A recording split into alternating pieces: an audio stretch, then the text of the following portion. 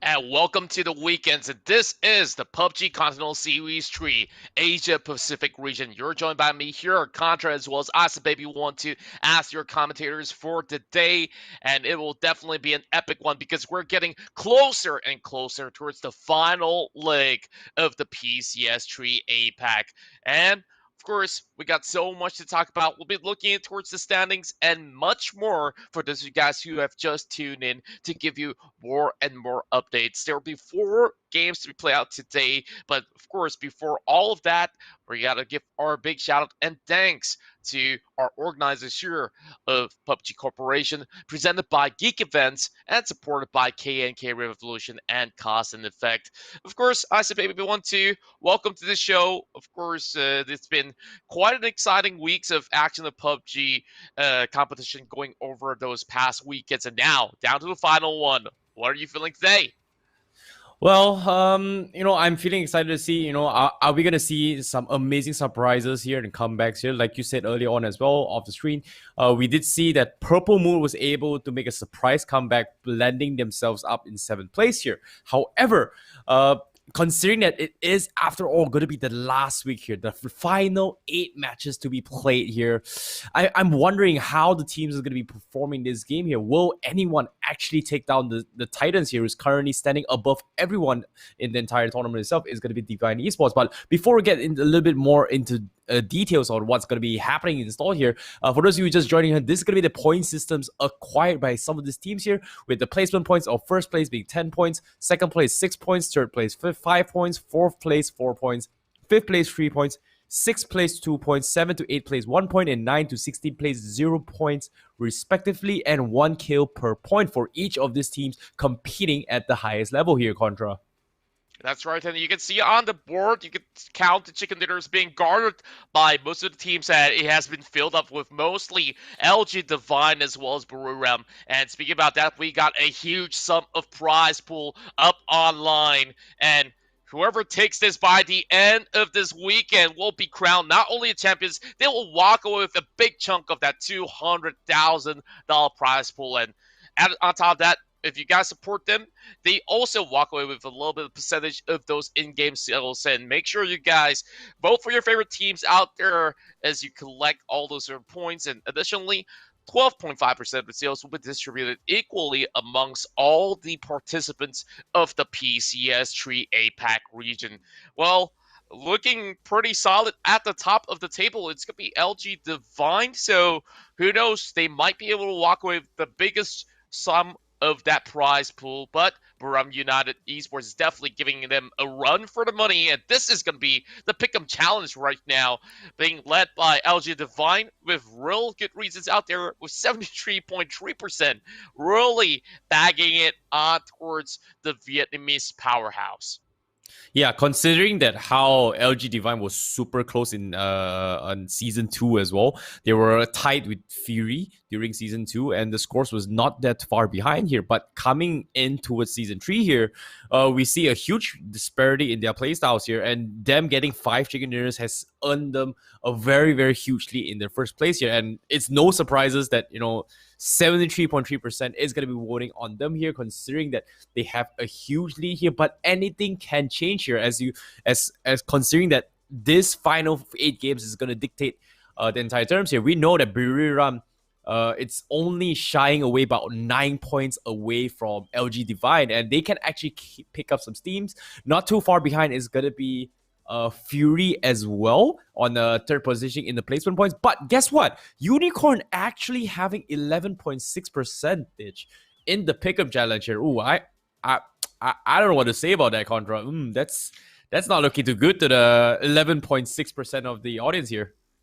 Yeah, this sort of a heavy voting actually came from week number 1, where Unicorn Cyber Dynamic were looking like the best team of the Vietnamese region. Of course, not discounting the fact that LG Divine still is the conqueror of Vietnam in that sort of prospect. But there was a play that was being brought in highlight there with that blue really sealing off a chicken dinner by having himself to go up against 8 other players and close off with that chicken dinner. Now that we talked about all this sort of the placement points and stuff, it's LG Divine having a little bit of a lead here against Buram United Esports with 9 points in difference, and Fury still has a chance to make a big splash of a comeback here with 126 points, with Divine Division X Gaming coming in fourth place, Sharper Esports with 103. There is a little bit of a stark difference, but 8 games in total over this weekend can change the course of the entirety of the battle. We saw last week Purple Mood get that double chicken dinner, and same goes to Buram United Esports that have been able to get their chances at this sort of the top prize right here, and there's still many of the teams here that is trying to make a mark. So we'll definitely see what will go down in the battles for today, as we'll be playing out in both Arangul as well as Miramar, 2 maps apiece. Yep, and going into the next half here is in Magic Esports, BAE, Victim Rise from the Future, Day Trade Gaming, Hydra Gaming, Team Ferox, and also Unicorn Cyber Danang on the second half of the table here. Considering that Battle Arena Elites here during Season 2 was one of the strongest contenders coming into PCS2 there, but coming in PCS3, they had a pretty okay run in the first week, but after that, things started looking a little bit different here. I think people are slowly adapting to this aggressive playstyle of BAE, and considering that we as here are going to be supporting from Malaysia, going to be supporting a Malaysian team here, is going to be an extremely exciting one to watch here, as we are going to be witnessing, are they going to be able to crawl back in at least in towards the top 8 here.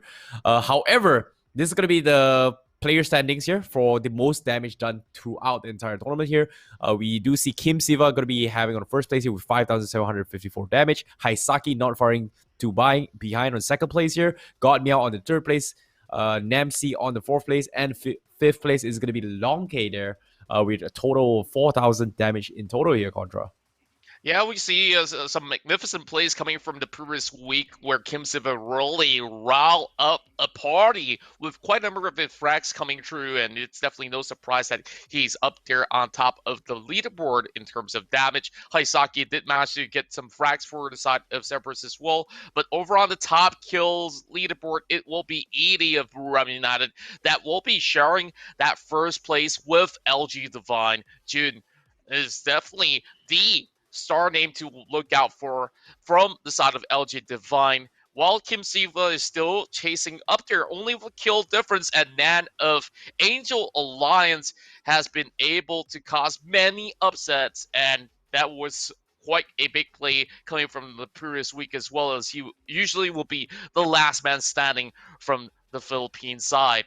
Then Namsi of LG Divine will be showing himself here as well on the 5th spot for the top 5 kill leaderboard. So who knows, things might just actually change eventually when we get ourselves in towards the game. And let's look at some of all these head-to-head records coming in from Angel Alliance versus Purple Moon.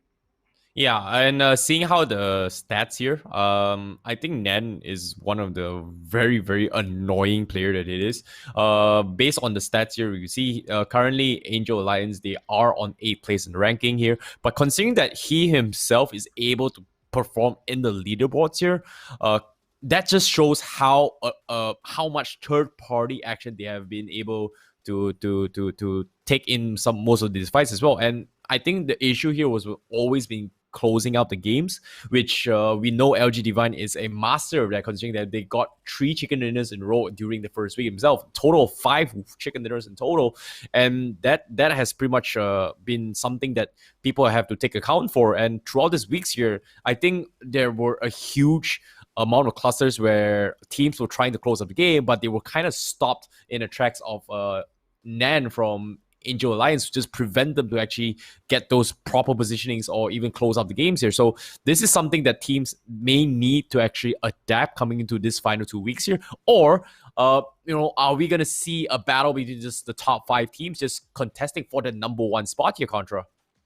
Well, when you bring up Angel Alliance, there's a lot of all these sort of the high-level tactics that have been brought up by the Philippine squad, where we saw last week they were actually plotting some assassinations in the early game itself, where they hunt out day trade, they hunt out many of these giant Thai teams out there, which was Mm. quite a big surprise, and they plot out the attack very, very well inside of Miramar, where they just get almost 4 frags at the start of the game, and man, possibly the mastermind behind all these sort of the picking coming in from that early game itself. So, are we going to see that in the early games of Miramar later on? We might just possibly see a little bit of action coming through, or perhaps Purple Mood looking to stop them as well. But gotta say, those stats looking absolutely magnificent for both sides, where Rocket Gyms have been able to really put Purple Mood back on track with that double chicken dinner that they have secured in the previous week itself. So they were at the bottom of the standing at one point, and all of a sudden, it has changed within just a weekend, and who knows how much more change can they possibly bring in the very final leg of the PCS3 APAC. Now, I believe that we'll slowly get ourselves in towards our match. So, any sort of expectation or anyone that you're looking at in particular, Isaac, maybe one too. Well, considering that, I am a fan of BAE since PCS2. Way before that, we've seen them play. We've known them to be extremely aggressive, but coming in PCS3, something must have hit the ball here. But it might be, Angel Alliance plotting those assassinations could have disrupted them. Might have been caught in the crossfire while they were engaging here and there. But that's the thing, right? It is the final 8 matches. We are going to be witnessing them go all out, hopefully. But nevertheless, I am looking for some good old top 5 actions here. So will we see LG Divine will be able to hold the top spots here? But ladies and gentlemen, here we are going to be jumping into game straight over here in the map of Miramar Contra. That's right. And now look at the standings for Miramar. Only it's Division X Gaming there that will be taking the top spot with 86 points. Not too far behind it's LG Divine, who were once crowned as Kings of Miramar, have slided down the charts for a little bit. And most of their wins of Chicken Dinners came from this map itself. And perhaps LG Divine might just actually look to cause a little bit of disruption over on the standings. And this will be pretty much a classic drop. And we are already seeing pretty much an even spread from the north side all the way down towards the south and east. And FTF, they might just barge in towards the areas where Magic is currently in, towards the corners of St. Martin. Well, LG Divine usually going in for some scrap loots all across the valleys in between St. Martin. Yeah, and seeing how this early on the stage as well, no earlier contestant here. We see a couple of skirmishes down towards San Martin here. Magic Esports trying to pick up a couple of stragglers here, but the circle will reveal themselves heading towards the southeast corner here. But Alex there, expending all the ammo here to try and catch on one of the members here, who's pretty much caught out in the open, trying to parachute down here. So that's not gonna be the greatest of time for him. However, fortunately for him, he will survive somehow, as he makes his way towards Hacienda to try and loot up a little bit more here. So that's going to be pretty okay here for FTF. Meanwhile, not the greatest start, but still fortunate for him. As long as he survives to the next phase of the circle, all is well, Contra. That's right. And Sulabi really were putting in his chances out there, really unleashing a lot of all these 5.56 up in the air, doing quite a significant amount towards the side of FTF, but LG Divine still remains as the top team right here, who honestly isn't way too far from that sort of the corner where we just saw early on. But the Vietnamese side really has to go in for some rough rotations eventually, and they are already going on a pickup, getting all these essentials on the way when Namsi only has a level 1 vest, so perhaps they will be taking a little bit of pit stop right in between. 84 kills, 147 points, and a total of 5 when over the Chicken Dinner. They definitely are the team to watch, as Ram United is looking to topple them over. So I'm not too sure how things are going to go eventually, but JN and the rest of them are already well on their way with their vehicles. Yeah, Contra, they are going to be heading to a usual drop spot soon. Fortunately for them, they do have a little bit more loot, as a safety precaution in case any teams tries to bombard them or actually try to contest their drop spots here. But as of now, nothing out of the ordinary. They are going to be making their way into the usual spots here. But at the same time, they are also heading towards the center of the circle. So they will not probably get caught out and get from any gatekeepers this early on. So that's going to be a great timing for them to actually rotate in. Meanwhile, Angel Alliance is going to be going for the jungle strategy as they are going to be splitting up the loots here to try and loot up all those little compounds to try and prevent those economy in this later stage of the game here. But nothing out of ordinary yet here, Contra, as Yeah. teams are going to be at their looting phase here, but will they be able to contest those highly contested camping spots here? In this case, especially in the southeast corner, are we going to see an urban warfare, or are we going to see those mountain long-range terrain fights here, Contra? Most likely some long-range exchanges for the moment, and Buram United likes to actually go into test fire their weapons, so nothing too surprising about that. And you can definitely see God Miao of Buram is currently dishing out some of the highest damage proportion of his team, where Inside will be on second place alongside with Namsi as well as Kim Siva, which we kind of covered a little bit during the start of the show. Now, over on towards the South Battle Arena Elites, taking quite a long time to loot up the entirety of Minas Generalis, and they don't seem to be making any sort of drastic movement for the moment, with the players pretty much planted all over the corners of La Bandita as well, pretty much segregated from one another. I guess that they're trying to actually set up some of all these traps in between the junkyard section to be able to catch some rotations off of teams that will be cutting in. You know, it's just a really weird feeling for me, Contra. I'm not sure if you get what I'm saying. That they usually fire off their guns rather early here to try and fake information, but at the same time, I'm going to hold that thought for a later discussion here. As you can see, Juxi coming in from Battle Arena is most kind of the guys from LG Divine, as they are going to be taking a couple shots in, but fortunately for them, they're going to be a-okay. But meanwhile, they are going to be setting up shop here, and guess what? They will find Lokis in the vicinity, and Lokis immediately turn tails and run here, as he does not have a vehicle for himself. This is not a great spot for him, but it looks like he is going to be straddling away here, trying to sneak, I would say, ninja his way through here. I'm not sure how is this going to be working out here, Contra. Yeah, I guess he's just gonna be hiding in the haystack, and I'm pretty sure that LG Divine might have actually noticed that some of all these doors might just be opened up already. So they will be hunting out whether or not if there's gonna be any sort of the survivors out there. And it seems like Colt seems to be clear on their sights, but Joxy is keeping tabs over on towards LG Divine. This is a little bit tad too early for Battle Arena Elites to actually go in for any sort of commitment now. Levi's wants to set up shop. He's keeping this vehicle inside of this garage. Well, you can say it's a topless garage if you want to say so. But Oh no. a couple of taps have already flown in from the side of Joxy, and this will signal a little bit of the combat action coming from the side of LG Divine at the very least. Oh no, this is just giving away information here. LG Divine, they know what's up, but at the same time, Juicy is trying to scare them off out of the compound here so they can actually safely secure Loki's position here. But because of this, it seems to me they are going to round away here, but Loki is pretty much proning out of the window, and LG Divine, they've already sent out the scout ahead, and they pretty much missed Loki's off the mark. So that's going to be a good sign for him momentarily here. Meanwhile, the rest of the teams here, you can see the circle is going to be closing in, and all the teams are going to be making their way in here. Meanwhile, this is just taking so much of Battle Arena Elites' time here, as Loki is still stuck in the really tough spot with no vehicles whatsoever for them to locate the next phase of the circle here. This is going to be a costly battle for them. However, LG Divine, knowing that they're playing it safe, I don't think they're just making life miserable for BAE right now.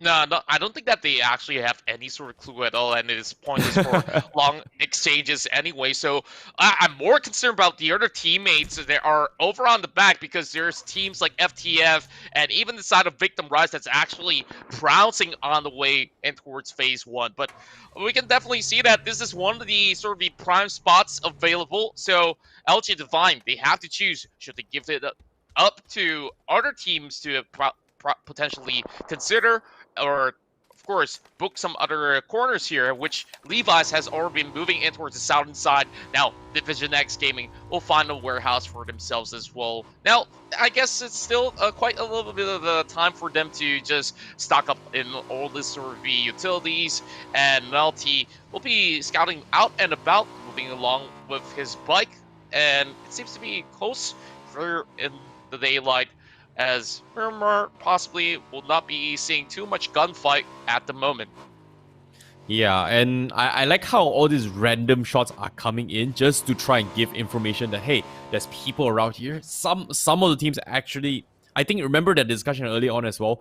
He was just force firing onto his doors here just to make as if he was actually combating another team here, to give fake information for teams to expect like, hey, there might be two teams there. Let's dodge them for the next phase of circle. But at the same time, this is something that we have to be able to ask the players a little bit more in depth in the future. But unfortunately, we will not have those opportunity here. However, speaking of opportunities here, the circle is going to be pushing back everyone to the northern section of Los Leonas. So it looks like we might not see the urban warfare that I'm hoping to see here, Contra. Well, Battle Arena leads here. This definitely booked themselves some prime spot. When that also signals that the rest of the team are going to be going in for the contest. I mentioned Victim Rise. I mentioned FTF being pretty significantly close to them, but Loki's still sprinting along his way. This could be an MK14 as well as all the backpacks and a quick draw up for grabs, but Angel Lions, they got plans. They want to take out Sharper Esports much early on, and I talk about them chasing against Thai Titans out here, and they're looking to do exactly the same, and this time the victim might just be Sharper Esports. Oh, at the same time here, Angel Lions, they are going to be setting up shop. Meanwhile, Sharper, they know what's up. They're backing out. They know they're getting contested. You know what? It's not the greatest position to be in here. Let's concede the building here, as the building, the warehouse that they have has a lower ground as well. So that's going to be putting them at a disadvantage. And considering that it's still early on in the game here, and their vehicles are in no vicinity to actually be in a safe spot to actually contest them here. So that's a wise choice from the retreat here. However, they will need to risk themselves to try and find a better spot here. Meanwhile, LG Divine, they are going to be playing mounted terrain here, Contra. And it's going to be Sophia now left all alone to guard this entire territory. He's popping up in smoke, but the rest of LG Divine is already here. Now, Nepal is going to be able to provide a little bit of assistance from the back, but now with a little bit of an invasion coming from the top dog of the tournament, this is definitely worrying for Battle Arena Elites, and they have to find a way to perhaps make it out. Another smoke being popped here by Sophia, going ready on that barrel for any sort of sprays that is necessary to put them down. Spots a glimpse of the side of Sophia, and now a couple of taps comes through, and JN being brought down to 40%. Oh, this is such a really risky move here from BAE, but at the same time, they have no choice but to contest this here. Nace has been expended here. They do clap up JN. He's going to retreat his way through here from LG Divine. Meanwhile, Neferhor, oh no, getting third party from Levi's from afar, and that's not going to be looking too good for him here. Loki's spent so much time in that facility here. Now going to be going for the assist here, but can he go for the pickoff here? However, Juicy trying to find one pick here, but he gets flashed instead, and that's going to be Namsi taking him out. And meanwhile, Sophia actually nading himself on the contrary here. What is going on with Battle Arena Elites here? Meanwhile, Loki is going to be the last man standing. He's down to 4 HP, and he might get taken out, and that's going to be it for Battle Arena Elites on last place here. Oh my goodness, that is not what I expected at all, Contra. Well, I gotta say, that was clean as a whistle, and a royal ace just comes by from the side of LG Divine. As you can see, a perfect execution. Levi's on the right flank, all the way at the back, and they just come right in. And honestly, Battle Arena Elites, they were not really in a position to pick up that fight. And it's definitely not too surprising that they got caught off guard, because they were working on those lower angles. They have to climb back and towards the longhouse that we saw. And unfortunately, they went out relatively early, and now we could carry on with the show with a little bit of update of the circle. A couple of all these battle ensue, as we do see Hydra taking on the side of Magic, while FTF tries to put a little bit of pressure over on the side of DXG. But with it shifting in between those hills of the south side of La Bendita, as well as the regions of Los Leones, the teams from the western side really have to make a quick move, and Sharper Esports seems to be having quite a problem here, especially with those bullets coming in from Aaron's and Ferox is already cutting across the side of Graveyard, trying to move up north for just moments. Oh boy, great pick towards the side of Inside. Yeah, Purple Moon now going to be picking up some members from Fury. Yes, Inside is going to get taken down here, but the rest of the members from Fury, they are not in a safe zone as yet here, as they got perfect vision coming from Purple Moon to spray down the vehicles here. That's going to be a little bit more chip damage going their way, but at the same time, camping those spots here, not having the most ideal situations. Meanwhile, they're trying to escape the vicinities here. They will run into the guys from Cerberus Esports here, Contra. Cerberus crash, get in towards this party. Subang already receiving a little bit of damage, but Salalzi has been able to open up the first frag for the team, and here comes the rest of Fury. They're taking this fight, but oh my goodness! That nade dropped right in front of his face, and Haisaki will be able to pin down Ikikamuka. Ronald's gonna be able to bring them down as well. Now, down towards 2 versus 1, and what can Fury do? He's going on the hunt. He's trying to actually get to a couple of all these splits of the angles. He secures 1 point before bowing out. Fury, the next one to fall.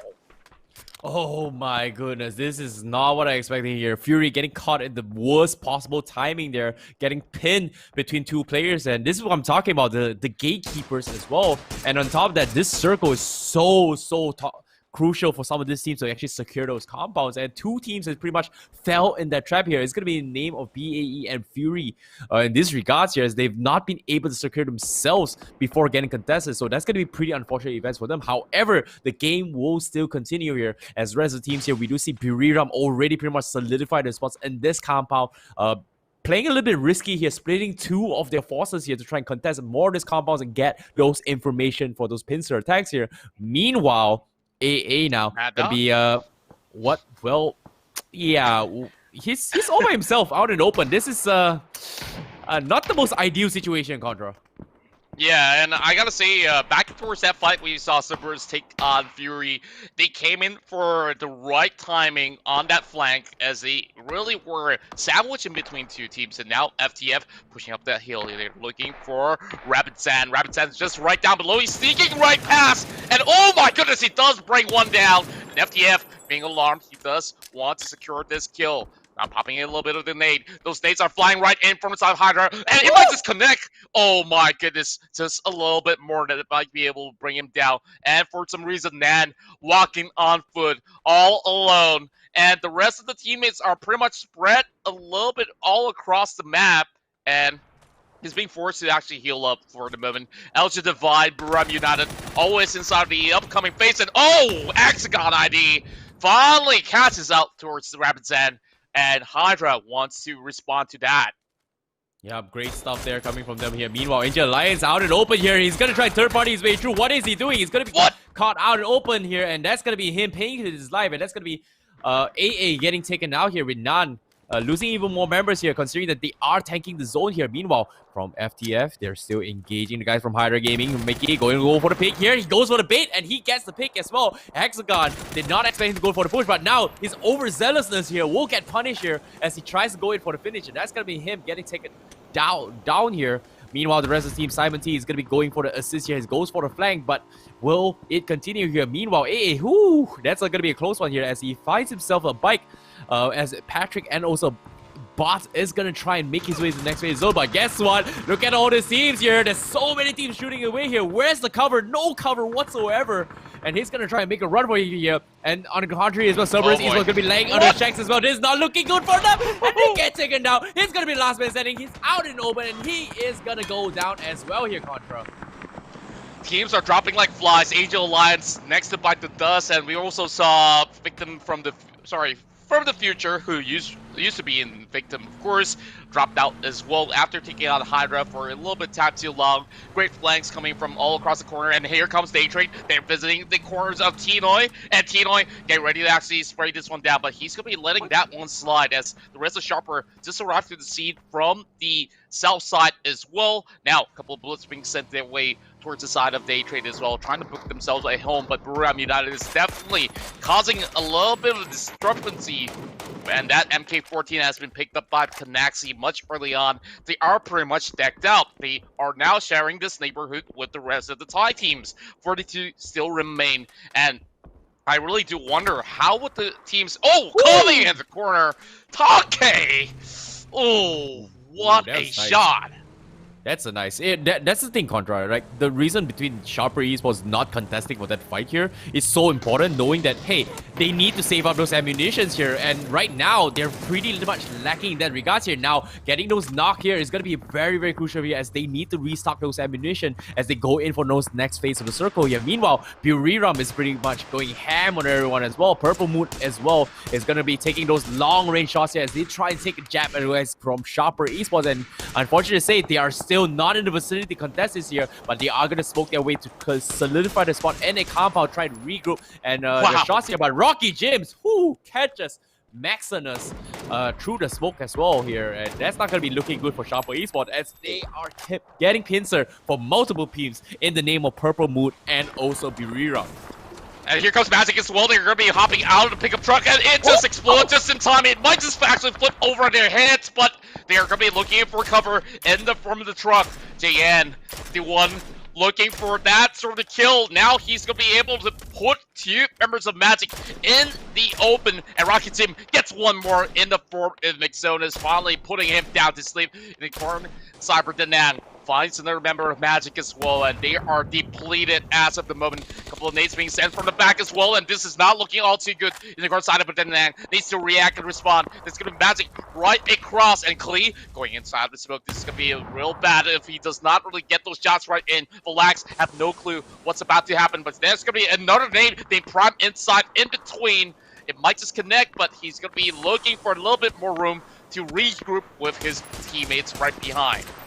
Oh, meanwhile, that's going to happen as well. LG Divine trying to create more chaos here, as they are going to be the gatekeepers on the western side of the circle here. Teams who has vehicle, in this case, Purple Moon, is going to have a little bit of advantage to try to rotate the next phase of the circle. Meanwhile, Magic Esports, they're pretty much stuck outside as well. Unicorn also getting gatekeeped as well, as they're going to be contestants here. As Purple Moon, you can see, they are going to be trying to take a jab as this here, as Los Santos tries to go in for the finish as well. That's going to be 2 vehicles, and it might be a huge one as well. And Unicorn, they're going to be in some trouble as well. Nades are coming, doing a lot of damage here, as they are going to go for a shot here, but however, he gets taken down from that blue, and that's going to be the opening that they need from Unicorn to actually push into the next phase of the circle here.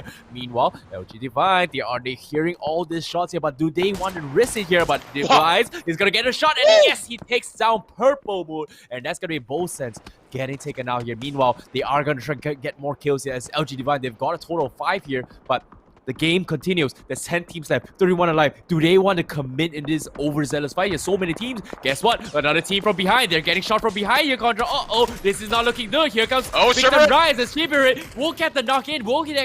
They finish off the last member who's going to be caught out in the open here, Contra.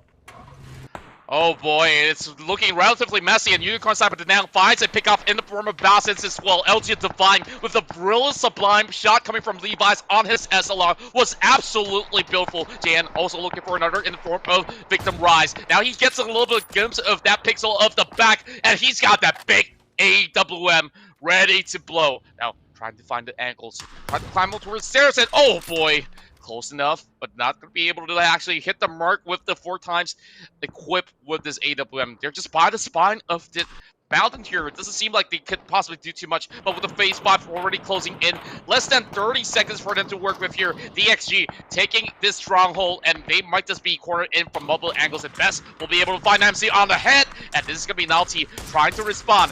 They trade on the other end as well. Unicorn Cyber Denang has a little bit of room, but Zigzag, he's in the middle of the open fields with only a shack to hide, and we're going to see that update coming soon. Purple Moon eliminated at 10.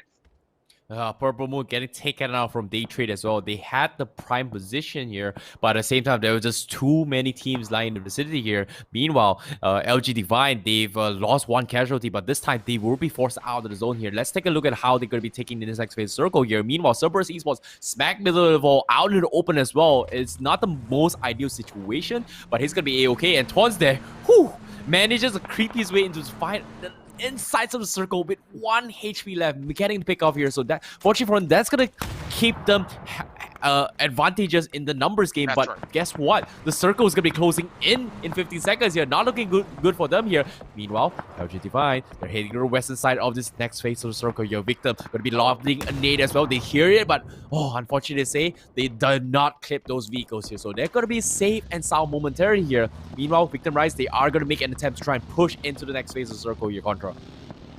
And we did definitely see a preemptive sort of strike coming in from the side of Victim Rise, and now they're charging forward. They're going to be taking on LG Divine slowly but surely. Klee will be able to actually get a kill for himself, while Nord is going to be responding with Best, taken out instantaneously, but Suban comes in for third party. That's 1 point taken away from the side of Daytrade, but Kanaxi bidding in as well. Takes out Fnatica, and of course, Oscar, we also see Suban here that will be able to steal that one away from Buriram United. Sad news all across, but Nancy coming in from the backstab as well. They might just be able to actually spot this out. Now Nancy getting pinned down from the back. It's going to be Shimmerin that will be able to actually get the kill over on towards Nancy, and it will be Jan that will be able to spot him out just behind that sort of pixel, and it will be another sort of push coming through. Jan trying to recuperate, going for the reload, 40 bullets for him to work with on his chamber. Brings out a little bit more health coming from the rest of the members of Victim. He walks past that nade at the end, and alongside with June, he'll be able to survive for this slight moment. But what will happen towards LG Divine? They've already got 7 pointers in the bag, and Gotmel bidding in from behind. Yeah, fortunately for them here, as LG Divine, they have the cover of the corner here. Victim Rise, they're pretty much exposed from multiple angles here, and they are going to be taking some long-range shots here. Meanwhile, the rest of the teams here are going to be contesting here. We do see DXG still solidifying those compounds here as they try to take a jab here, but slowly but surely, teams are going to creep into the compound, try and contest those spots. Meanwhile, Victim Rise, they've lost one of the members here. They're going to be pretty much out in the open, trying to save their way in the circle here, but will they be able to survive this here? Because as of now, Buriram United Esports, wow, they're looking for those freebies. They are going to try and finish off all those members here, and Chibir will get finished off from Long K from afar. So the numbers are dropping here. Buriram finally getting exposed as they are getting shot from the guys from DSG inside the compound here, and they've been a big thorn for all the teams with the south and western approach in this circle here, Contra. Yeah, and we can definitely see Buriram United is looking to actually flush out anyone coming from the top side, and it's DXG that will have to take on two in the form of Hydra as well as Buriram. But Cerberus, they're pretty much well and safe. They have been there for the longest moment, and that big pickup coming from the side of Buriram has been able to spot LG Divine, their worst nemesis, or should I say, the biggest challenge on the core of the corner right there will be pretty much pinned down right out in the open. DXG, with a little bit of nade flying right in, Fergus will look for an alternative route to be able to escape from this sort of the compound. But heading over inside Buriram, they still have 4-man strong. They might be able to pull this one out. Oh no, Contra, this is going to be a costly one here for DXG here. They took so long. They secured the compound here. They have only got 1 kill. Is it actually worth it here? Because as of now, they're getting pincer from multiple teams here who's pretty much set their cross at their target as well. And however, DBJX Gaming here, they're trying to go for the exits here. They will knock out to Simon T as Fergus. He tries to go for the exit here. Can he get the finish here? But at the same time, they are going to smoke their way here as the circle are closing in. They need to retreat here. Buriram pretty much having a close eyes here, making sure that they do not come out very safely here. EAD, he's gonna get pressure from afar from this facility here as they are trying to make a way in towards the open chambers of this next phase of the circle. And guess what? Cerberus Esports, they're still all the way in the shack here. You know what? Let's sit this out and let them take themselves out here. Meanwhile, LG Divine, they're gonna try and contest this combo here, but the smokes are here. Ball is also oh no, they're getting burned alive! Oh, Cerberus Esports, they know what's up. They're gonna get taken out. Just like that, they walked into the pits of fire of Cerberus hell, my friend. Woo! Oh my goodness, you just saw that setup coming from Subang. That was absolutely unbelievable. He knew that they will be crossing in towards the back of the shack and instantaneously pops the best possible Molotov we've seen in the entire tournament. Now Subang will be able to pin down Norins as well, and that means 4 teams left alive. No wonder it's going to be having a bad time here, getting pincered up, and Edie will return the favor, takes out Kamal, but it will be Fergus on the other corner as well. DXG will need to force their way through Buriram and Kadaxi with a take of health left. 9 HP, he has to heal up, and it's really down to this situation. If they can get this chicken dinner, they will be able to overtake LG Divine. But Buriram right now trying to recuperate. Subang on the other corner. They will be pretty much well in the life, and they still have the very final few phases on their bag. And Edie going in for a little bit of revival, picks up Nawara. He'll be able to have enough room to actually get himself back to 100%. But DXG, if they were to exit, there's still going to be 2 treads left available in the form of Cerberus as well as Buriram, and that's definitely worrisome for them. But Kanaxi now getting a little bit of bullet shots coming from both DXG as well as Cerberus. Oh, Fergus actually getting the AWM shot here, getting the knock as well. That is a prime position that Buriram needed here to actually try and contest next phase zone here. And that's going to be them putting them at their tracks here. Meanwhile, Basil, they've got 10 kills already available here from beside Cerberus Esports. The Cerberus Hellfire defended their compound, and they are still smack into the circle. And guess what? The XG and Buriram, they have to go hit-to-hit here, and they do not have much cover. Cerberus has perfect vision of all of them trying to rotate their way here. Long K trying to go and contest with Buriram here. This is not looking good. Buriram, how will they take this here, Contra? And it'll be 80 there, that will be dropped out, but Noara responds with another kill in the back. Now, with the circle already shrinking in, the play zone is getting smaller and smaller as we speak. Treat more members from the side of the XG. He gets a glimpse. He might be able to pop a beautiful nade. Let's see if this one connects. And if right in between, he will be able to catch IQ Founder, dropping another one as well. And it might just be no time for C. He gets everybody! My goodness me! It's down to Fergus, and he pins it down. It's the chicken dinner in the hands of Cerberus. But all the highlight reels is on Noara, and Buriram definitely putting up an upset, but it's still going to be a Vietnamese victory for Cerberus Esports. Whoa, whoa, whoa, whoa. Buriram with his last health. He tried to take the last spot, and they managed to finish off all the players from the SG and taking the top 2 spots. What was that? The nades, the flank, the decision making. What was that from Buriram? But nevertheless, Cerberus Esports taking the chicken dinner.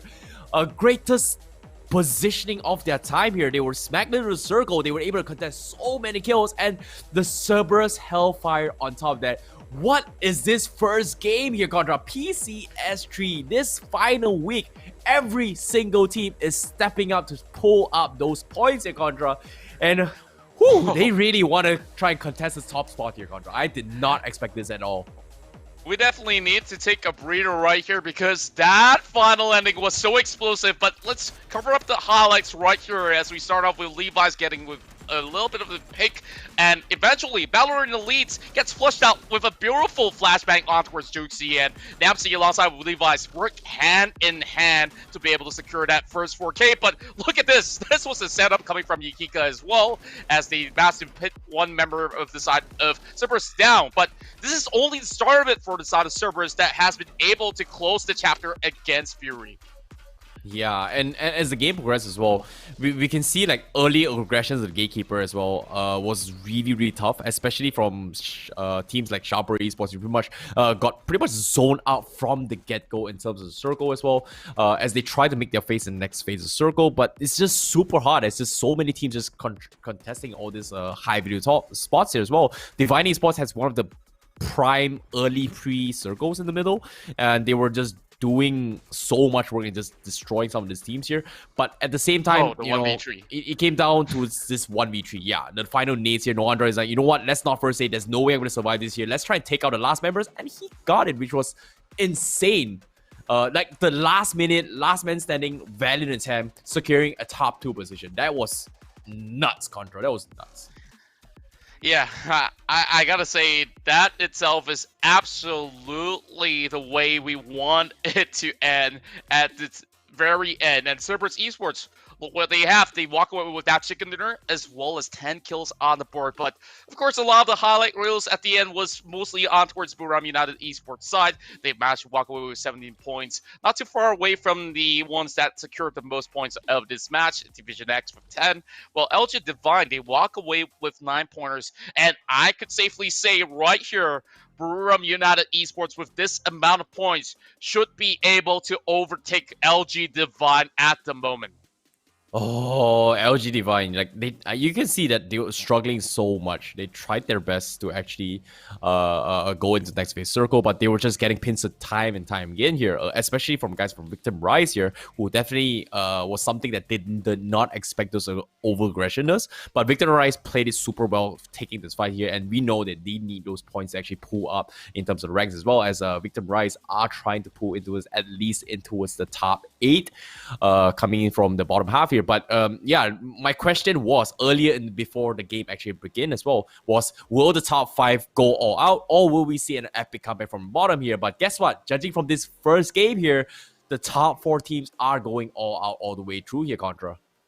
Yeah, and definitely we do see a big shift. And as you speak of it, LG Divine, oh my goodness, it's not enough. They're only 1 point shy from taking down LG Divine, and it was absolutely close. And it was just 1 kill of a difference if we put it to perspective. Fury still holding on towards that third spot, but closely coming in. It's Division X Gaming, who definitely secured a real good top 3 finisher with a total of 125 points on the board, and Cerberus now makes it out towards the top 5. Sharper Esports 103 hasn't really moved all too much from that game, but Purple Mood still has 99 points and almost breaking in towards the triple digit mark, with Victim Rise now taking over that top 8. You know, Contra, this might be a remake coming from PCS2 here, considering how close the score coming from Buriram United, LG Divine, and Fury is.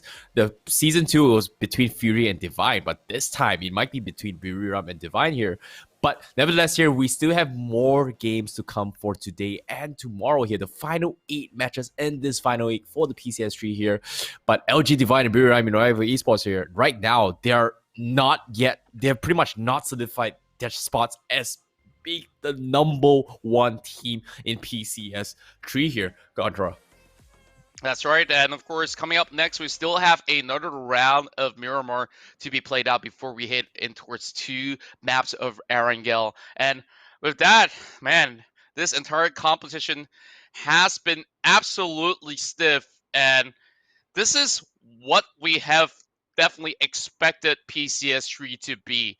A little bit of grudge match to see who would actually be able to take the reign away from the side of LG Divine. And who knows, there's still many more games to be coming up next, so LG Divine might just be able to solidify themselves or slowly slide down the ladder if that's the case. So with that being said, we'll be going on a short break, and when we come back, we'll bring you even more of the PUBG Continental Series 3 APAC region. And my name's Contra alongside IC Baby 12. We'll catch you after a few minutes.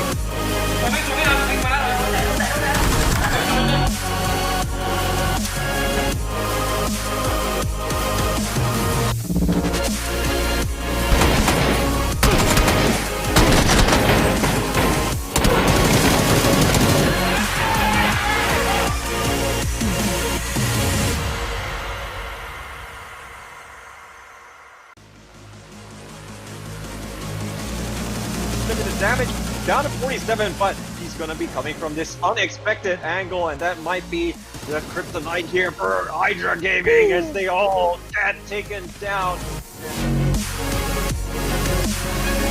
Rearum's gonna be looking to pick on Purple Moon for the second time coming. Try to get those alignments of shots in there.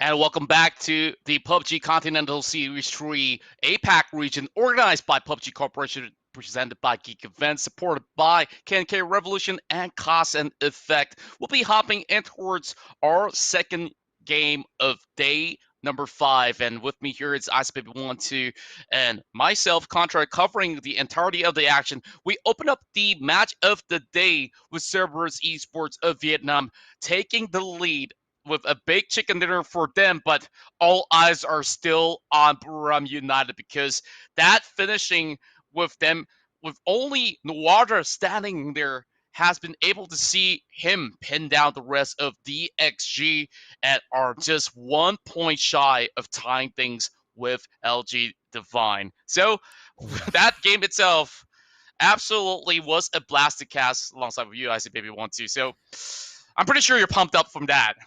Honestly, Contra, I'm still speechless from the play there. Honestly, there could have been either one's game here, but of course, the top 3 teams are going to be contesting for those top spots here. However, let's get a little bit more details here to break it down on all the players who pretty much scored the most here. As of now, the top 5 damage dealers from that round here is JN from LG Divine with 750 damage done. Nowadra from Buriram on second place with 539 here. They trade are going to be taking the third place here, with Norin's getting 501 here. Susubang with 497 damage total here.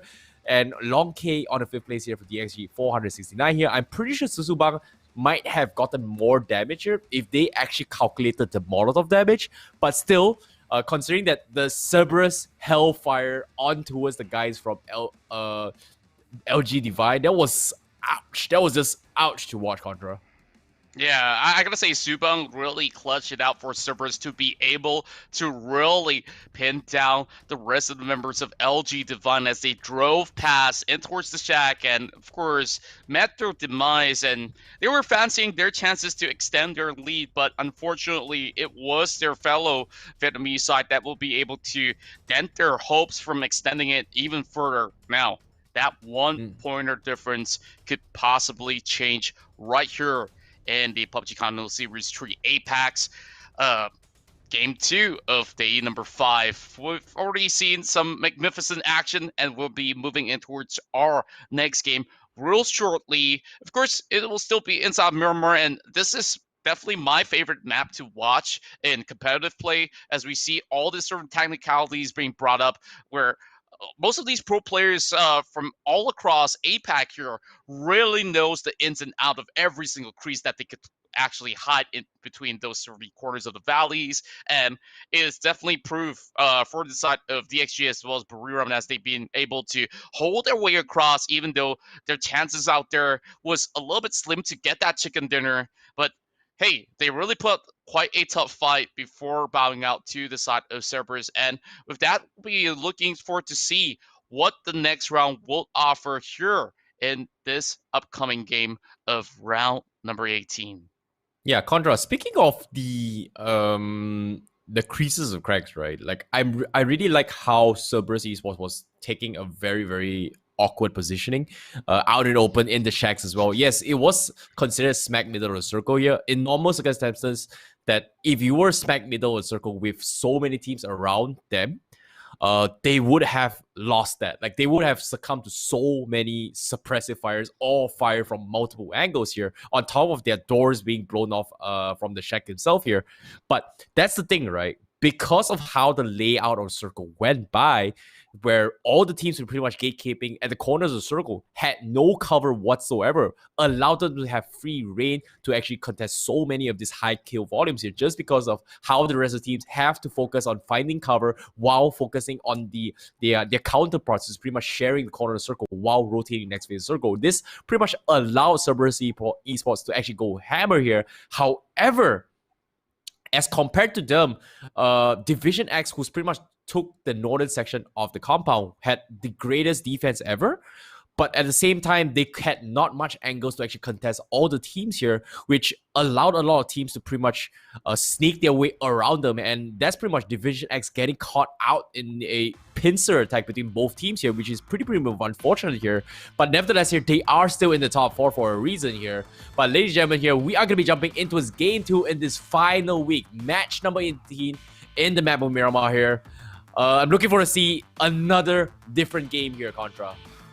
That's right, and we're moving from the northeast side all the way down south, which will mean that a lot of all the western part of the city will be pretty much a no-go zone in this sort of a flight. And with that, we'll see another sort of a contest coming in from the St. Martin area. And I definitely look at the big change coming from the side of LG Divine. They will be the only team that will be moving directly in towards Impala, and that's going to be a pretty wise move. But Sharper Esports, they're taking the north point of Los Leones, trying to actually get those early loots available. But look at how many teams that were dropping in towards Los Leones section here. We've got Fury, Purple Mood, and not too far away, it's going to be Ferox that will be moving in towards Puerto Paraíso. And we'll be able to see how exactly what this sort of the shift of dimensions will be favoring the teams. And Buriram, they are going for the scattered loots right across the junkyard. And Cerberus will be taking center stage, as they have been able to secure our very first winner chicken dinner of the day in round number 17. Round 18 here will be pretty interesting with a very Southern-centric circle. Yep. Seeing how Fury and also Purple Moon sharing Los Leonas is actually pretty smart as well. We've seen instances where Los Leonas is one of the most contested drop spots, just because of how many cracks you can actually sneak your way while rotating. But the risk would be you do not know where either of these teams is going to be lurking or camping in those hidden spots here. But that's the thing, you know, Fury taking the Western's approach here gonna help them a little bit more in terms of rotating outside the zone here. And considering that how the compounds there has a pretty much very concentrated pool of loots there, so that's for them to actually loot up and just rotate away, it's gonna put them a little bit more advantage in terms of timings as compared to Purple Moon. However, Cerberus in prime position, considering that Picado best spot to loot in the middle of the circle. No matter where the circle is going to be in here, they are going to be one of the closest to actually rotate next phase circle here, Contra. That's right, and they definitely have a lot of options left available. They can take their time to loot up for the mean wall, and they could possibly sprint direct south or even move towards the corners of Monty to be able to go in for a western wraparound as well, while Subang has booked himself a vehicle. And yeah, couldn't really get over that highlight that was being displayed by Subang in the past round. And you could definitely check out some of the garrison settings that he has been using, and a little bit of mixed bag of everything. Sometimes, you know, some people fancy sticking loyal to one brand, but, you know, whatever works best for you is how it goes for Subang. Now, Angel Lions looking for that early game pickoff that we speak of much early on. No. And they're pretty much well scattered, and LGN bots, he's been able to actually get a little bit of the edges here by the corners of the highway to pick off any rotators coming much later on. Nan's going to be able to regroup as well, making it a 2-2 split, and Yikika Mukau will be pretty much up ahead on those high grounds terrain. Well, here we go again, Contra. It seems to me they are up to their mischief again as Archangel. They are going to be looking to, try and contest some of the teams here. In this case, Fury might be one of those teams getting contested here, as they are very close in proximity to their vicinity.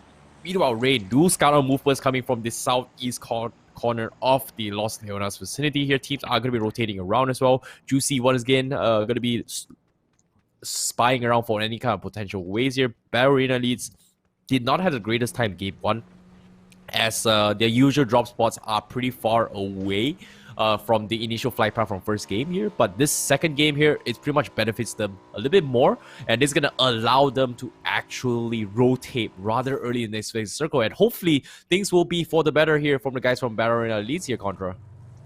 Yeah, I certainly agree. And for them coming from Minas Generales, there's multiple options that they could go for as well. Yeah, slowly cut by and towards the La Bandita section if they really want to. And as we speak of it, we're just seeing a lot of teams getting on the move, and this could be DXG that was in the top 3 of that round of Miramar, hoping to reenact a significant moment that they have been able to get themselves in such a great positioning. But Rum United still have their game plan up ahead. Get yourself in towards the late game with all 4 members left alive, and then go in for those contests. Rum usually not too aggressive at the start of the game, and they are coming by from the northeast section. So that will also mean that some of the teams that will be cutting in from those corners will need to actually look out. And Ballerina Elites, they are already on top of that crater in between Picado as well as Los Leones. Cerberus now getting a little bit of a gunfire coming in from the direction of Fury. Ooh, seeing how the circle is going to be... Well, I was asking for a little bit of an urban warfare, but seeing how the circle is going to push to the south side here, we might expect to see teams actually contest with Los Leonas here. And there's a huge cluster of teams already surrounding the vicinity of Los Leonas here. Purple Moon still smack middle of Los Leonas, no vehicles whatsoever, no exit strategy. They pretty much turtled themselves in the center of the entire town of themselves here, in case the circle actually lies in towards the Los Leonas town here. So a pretty okay, safe strategy to play, but at the same time, they are going to be missing out a lot of the action coming in if they do not rotate out here. So, Contra. Yeah, I gotta say that there's still chances of the sort of phase to be swinging in towards a different direction. And now, once again, trouble for the side of Ballerina Leads. Now it's Joxie's turn to be facing the short end of the stick here, with maybe a little bit of a backup coming in from the other members of the side of Ballerina Leads. They'll be able to recuperate, but gunfire coming from both ends. Neverhor will be able to take out June, and that might just be first blood in the back for Neferhor, captain of Battle Arena Leads. Juxi now trying to find a little bit of a different angle. Jun will be able to get a little bit of helping hand, but Levi's now, well on his way, trying to actually book the corners of the warehouse, but it will be Juxi that will take on towards the right side of the flank as well, trying to catch up where Levi's will be at, but no! Juxi! Oh my! Oh, that was so unfortunate. But now, quick reactions coming from LG Divide. They are going to try and finish him off, and Juicy did not expect him to get taken down this early on, and that's going to be a very costly one here. As BAE, they wanted their payback and revenge, and guess what? They do not get it here, because Juicy is going to get finished off. This is not what they're looking for. They had a great opening pick. They tried to go for the setup. Unfortunately, Juicy getting picked off with the most unexpected shot of his life. That's pretty much insane here. However, FTF got Meow. They will find easy picks here, as pretty much Gypsy Danger pretty much out in open. Did not expect this flank coming in here, Contra. And it's going to be Simon T that will be able to actually get a little bit of open ground terrain gunfire coming in from this Mini 4 team. Now, taps after taps did not seem to be able to just successfully take out members from the side of Buram. He's already unloaded the entirety of the chamber. He's got to do it once again. And Buram, after getting that one big pick, that itself is sufficient for them to just tie in with the likes of LG Divine, who is only that 1 point away for them to just chase up. So now that the odds have been even up, the rest of the game definitely won't be a tale to tell. But with a little bit of update coming on, we'll definitely see how exactly will some of the teams fare right here. If it swings in towards the center, Bururam as well as LG Divine will still have it in the back, but seems like we will expect Bururam to find a way to crash through Battle Arena Elites as well as LG Divine. Well, that's gonna be Buriram, early on taking 1 kill, but what was the cost? They lost a buggy in the process here, so not the most ideal situation here, but you gotta, sometimes you gotta, risk it, Getting those points is extremely important as well, especially how close they are to taking the top spot here. So they are playing a little bit risky here. Unfortunately, they will have to continue their journey with only 3 vehicles left here. Meanwhile, well, I think Fury, that's not too bad. Yeah, Fury, they are still inside of a Los Leones, and they finally spotted out Archangel members right there. Now, it's going to be Sophia that needs to relocate once again. LG Divine really not giving members of Battle Arena Elites any sort of rest, making a little bit of warning shots and says, hey, I'm right here if you want to go in for the challenge. But LG Divine, they definitely do have more manpower, and once they heard those shots, they say, we'll take that challenge. We're not afraid of anyone. And Sophia instantly moves across. I guess this is going to be a little bit of a distraction coming in. Wow. As Battle Arena Elites finds their exit plan, and that will be LG Divine taking over.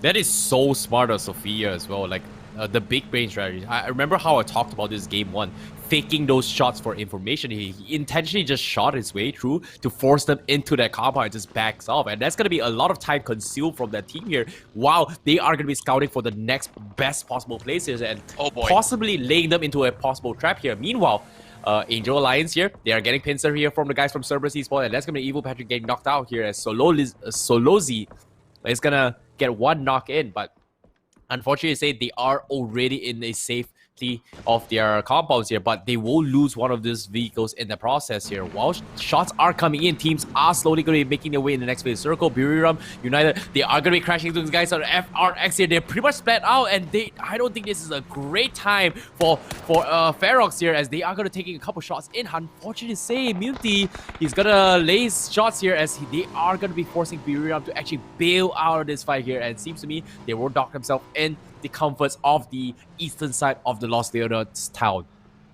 Yeah, they were intending to actually take the high ground here to be able to scout out a hit, but Buram now segregated in towards multiple different terrains. It's going to be an entirety of the office apartments that will be sided for the side of Edie, but Ferox, they're not really putting enough of the pressure to be able to just get a pointer in the back. Now, my big concern for Angel Alliance is this. They were in between both Fury as well as Cerberus, and they were pretty much left out in the open. Of course, that not come right across with Solozi really putting up with that sort of pressure. And Ferox, of course, getting a little bit of leverage on top of the sort of valleys, and Ferg is going to be doing exactly the same, but they are a little bit relatively far away down towards the south side. But there's a couple of shots coming right through, and the next update will be coming right in. FTF is going to be really far away, so Los Leones doesn't seem to have much of the teams in the smack of the town. And yeah, seeing how the circles will be coming in as well, the teams, we do see a huge cluster on towards the east. A huge cluster on towards the southeast corner of the circle. We do see FRX pretty much stalking the mountain terrain, trying to catch any kind of urban teams trying to rotate in here. But the circle, oh no, Contra, this is not looking good for the western side of the teams here, as teams tentatively try to dodge the urban the side of the circle here, but I don't know where this circle is going to be here. It seems like it might be pushing towards the southern section here. Well, I definitely love exactly just this. Fury is going to be absolutely ecstatic, as they have been here for a long time. They know the ins and out of the city, and they are the only ones that will be booking it from the northwest side of that town itself. Angel Alliance now opening up fire. It's not going to be seeing all too much of a connection. A little bit of chip damage on the vehicle, but that's pretty much just about it. On the north side, we see LG Divine moving right in, and Battle Arena Elites turning right behind. Oh, that's a little bit of a good damage being done towards the side of Victim Rise as they go in for the spray. Tonke goes in to finish things off. Looking for more Tonke. They've got one, but at the same time, Victim Rise, they're taking heavy fire as well. Look at this. They're getting shot by multiple teams here as they try and rotate the next phase circle. But fortunately for them, they will only lose one in the process here as they are going to be leaving their tail. Oh no, looks like they might lose another one here as the vehicles pretty much pop the tires here. As Victim Rise, they are trying to make a run for it here. As you can see, shots are coming in from every aspect of the corner here. Cerberus Esports, they will take the risky route here, try to look their way in towards the urban side of the town here. And fortunately for them, they're going to be A-okay. But guess what? Look at this. Sophia, they's going to be lurking around as well. They are going to be multiple teams inside the town themselves here. And right now, Sophia, he's not in the most ideal situation to be in. But fortunately for him, he does have the bike to actually mask his vehicle there, so teams will not be able to spot that out that clearly here, as he's going to be able to try and lurk his way next phase here potentially if the circle forces them all out of the town themselves here, Condra. Yeah, and we do see a little bit of pick-off here in between, but 16 teams are still remaining in this map itself.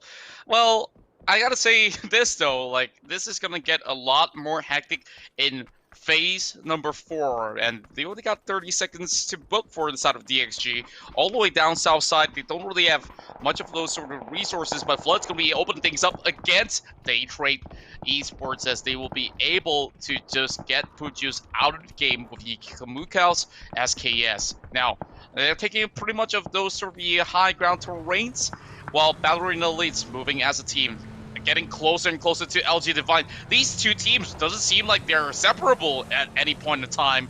Now, parking that vehicle right into its side of the garage. IQ 500 gets another pick on the top of Valak, and Evil Patrick here still have some members right outside blue. But speaking of blue, man, knocks out that blue. Oh, feels bad for Evil Patrick here.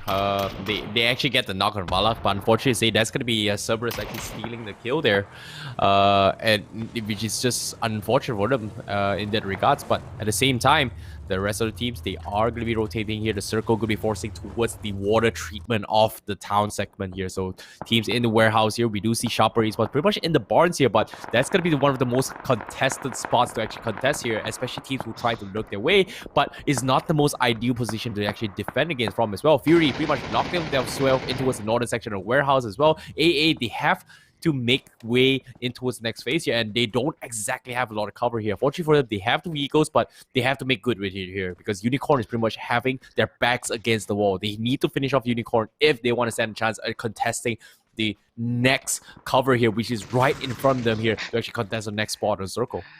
It seems like we do have a little bit of a civil casualty, but that would be a big nade in towards the entry point, and Venatica will be able to pick off LG and Bot, and more trouble lies ahead for the side of Angel Alliance. But what concerns me more is those that are inside the city, and by the looks of it, LG Divine and Ballerina Elites only have one exit, and that's going in towards the water treatment plantation on towards the corners, where they can't even climb on top of those hills, so they have to force a fight much later on. Now Flood gets one in between his crosshairs, but it doesn't seem like he will be able to get too much. But Ballerina Elites, they are driving upwards, and this is what I was talking about. There's not many terrains for you to drive directly, and that's going to be a burnt out Mirado, and Luandra goes in to pincer them down, but he gets down on the floor as well. It's just a helter-skelter all over the map. Evil Patrick walks out alive as he takes out Norins out there. Buriram and everyone else, they got one in the back. Yep, Daytrade, they pretty much split up as well in that regards here. That's going to be pretty unfortunate for them here. Meanwhile, Godmail, he's going to get finished off from guys from the FTF here, as Godmail will get finished off. As you can see, the rest of the members from Buriram, they're a little bit too far to actually contest this here. Meanwhile, BAE, they've got one small revenge, and it looks like they are going to be looking some kills as well here, as they are going to be pushing to try and get those high kill volumes here, where the teams are pretty much straggled all the way through here. As you can see, Sophia is looking around. He heard all this movement, but Loki's is also in the vicinity to actually set up for the sides here as well here. But FTF, they're looking away. They might be walking into a trap here. Oh, Sophia, he needs to find those timings. Can you see? Loki is going to be trying to draw away his attention here, while Sophia tries to go for the flank as well. Lang looks like they will get one. That's going to be a big one. Loki is getting a couple jabs in. He's going to heal himself up, but Sophia is going to tangle the circle, and he gets picked off. Oh no, that is not the most ideal situation here, but still, Loki is trying his best here. Can he go for the pick? Yes, he will. He gets one. It's going to be a one-on-one situation. He's going to be tanking the zone as well, but the zone is going to bleed his way through. Can he get the first AK? But the nade comes in. He's in trouble. He goes for a knock. Yes, he will. And he goes down, taking down FTF with him, and that's going to be BAE bowing out on 15th place. Oh, that is so unfortunate there, Contra. I gotta say that both Sophia as well as Loki's actually had a game plan going on. They were cut by the lower side of the valley, but they were definitely having not enough time to make it out alive, and battering the leads definitely didn't go down without a fight. At least getting a couple of pointers out there before bowing out, that's gonna be a little bit significant. Definitely not going to be fancying the hopes for them to climb and propel all too much upwards, but just moments right here. You'll be able to get that big SLR shot over on towards Subban. Now dropping in that nade. It might just be able to fall right through a little bit too short with a lot of tractors in between, but they're already cutting right by, and this is going to be a real interesting scenario for both of these teams here at Boston's, hoping to be able to connect those sort of really nades, and Unicorn Cyber Dang is still not cut off. As we can see, Angel Lions having Mad Dog slowly sniffing his way through. He might just be able to catch out 2-1s right here if he's not being all too careful, but I think he definitely knows that there's going to be somebody right there, and here comes that 1v1 between Unicorn Cyber Dang as well as Mad Dog. Oh, here comes the Molotov, and drops right across the corner, not really connecting all too much, but there we go! Oh, he gets picked off by too much more than he can shoot. Yep, Twan's there, you know, catching them out of God as well. Evil Patrick tries to juke his way through, and that's going to be him taking him out as well. So that's really a small win for Angel Alliance here. Meanwhile, Mad Dog is going to be forced to be picked up here as Nan tries to go for a couple finishes here, but Unicorn, they pretty much left him all by himself here. Meanwhile, the teams from the Lost Dana's Town here, Purple Moon, still holding combo for themselves here. Fury already knocking their way into the warehouse for themselves. So they pretty much have their sights on towards the guys from Purple Moon here. Nan still trying to crawl their way to the next phase circle, as the circle is going to be slowly clawing their way in here. LG Divine, not much action in this circle here, and because as of now, safety is going to be the top priority here as they try to make their way in the next phase circle. They trade. They will find Evil Patrick in the process here. That's going to be AA losing another member here, but they trade. They want their revenge. They lost 2 early on, and this is going to be their mock fight. Will not finish them off. Goes for the pick as well. Long range shots coming from Mad Dog, try to assist his teammate here, but no picks whatsoever. But guess what? The circle coming in. Mad Dog is going to make a run for you, Contra. And it's going to be a tough ride for both teams as they are definitely depleted. Jan does find a pickup in the form of Ikamukau. Flash is going to be a return, stealing that one away. Quite a bummer out there, as it will be pretty much a point being depleted, but Daytrade definitely will be smiling across broadly with that. Now LG Divine don't really seem to have all too much of that sort of error. They have to brute force their way against Fury, against Daytrade as well. And I'm not too sure how are you going to get right inside of that compound itself. Now, Vurox in the best position possible, and Daytrade wiped away by the likes of LG Divine as well as Sharper Esports. Oh, smart call there coming from LG Divine to prone their way through. They know exactly where they are. They have to reset this fight, get those placements here. Meanwhile, he's going to try and force their way here, try and get a small place here to actually dock themselves away here. Fury, they're going to go for a pick as well. They're setting up their crosshairs as well. There's just so many angles to worry about, and I don't think it's a wise choice for them to actually contest this here. And they know the circle is going to force them out even quicker here because 20 seconds left on the clock, and they are on the furthest edge of the circle, and this is not looking good for the guys from the LG Divine. This might be it for them. They might start to lose their lead here, but as of now, they're going for the pressure here. First Ace checking the corners way big. He goes for a pick. Oh, opens the door, catches the timing, finishes off, and that's going to Flood getting taken out as well. Fury, just like that, they got shot in. The mechanical skills from LG Divine. Oh my goodness, Contra. That is absolutely incredible, and now they're pretty much stuck with all these sort of vehicles. JN's going to be able to actually steal all these sort of the buggies as well as Mirado, and they're now booking for it. They don't care. They got enough kills, and now Boss is going to be able to drop him out of the vehicle. Napsy's out, which leaves only 1 man behind. Now JN needs to pull off an upset here. Rocket Team's the one responsible to be able to take out LG Divine with Chibrit landing that final shot, and Buriram still having their hopes to be able to overtake, but there's a whole lot of kills being guarded by LG Divine before crashing out towards 11, and now bound out towards the play zone, and it will be pretty much a hectic one later on as we see many of the teams are still struggling their way outside, and Mad Dog taking a little bit of glimpse. He knows that Chipper is on the corner. Mad Dog already having some bullets lens his way. He's forced to prone. And in between, it's all the members of Victim FTF, and oh, there we go. Angel Alliance at 10th. Oh, that is not looking good for EA, but that's the beauty of PUBG, right? Anything goes. But on the contrary as well, Purple Moon, they're gonna be hugging the hills here. Watching for them, they have a lot of smoke to work with here. Sharper Esports pretty much set their crosshairs onto them as well, as they pretty much have 50-50 vision, and the nades will stop them at the track as 6 Sacks get for a huge one as he goes for the finish as well. The rest of the teams are getting fortunate as well. The nades are coming in. 6 Sacks will finish off Los Santos. That's gonna be 2 down for the guys from Purple Moon. But they are slowly creeping their way into the next phase circle. But guess what? It is going to make it a run for it here. Meanwhile, while that's going to be happening as well, Sharper Esports, they are also taking a fight with the guys from Victim Rise. As Chibri getting knocked out as well. Molotovs there trying to slow down here. But Purple Moon, they say they are going to book out of this fight. They don't exactly want to fight them here. They want to get the next phase of zone here. And it looks like they will dodge the fight momentarily here. But the circle is forcing them out to open here. Whoa, they have cover because as of now, they might need to prone their way into the next phase of zone here. And guess what? The circle heading to water treatment. This is not helping the guys from Purple Moon now, Contra.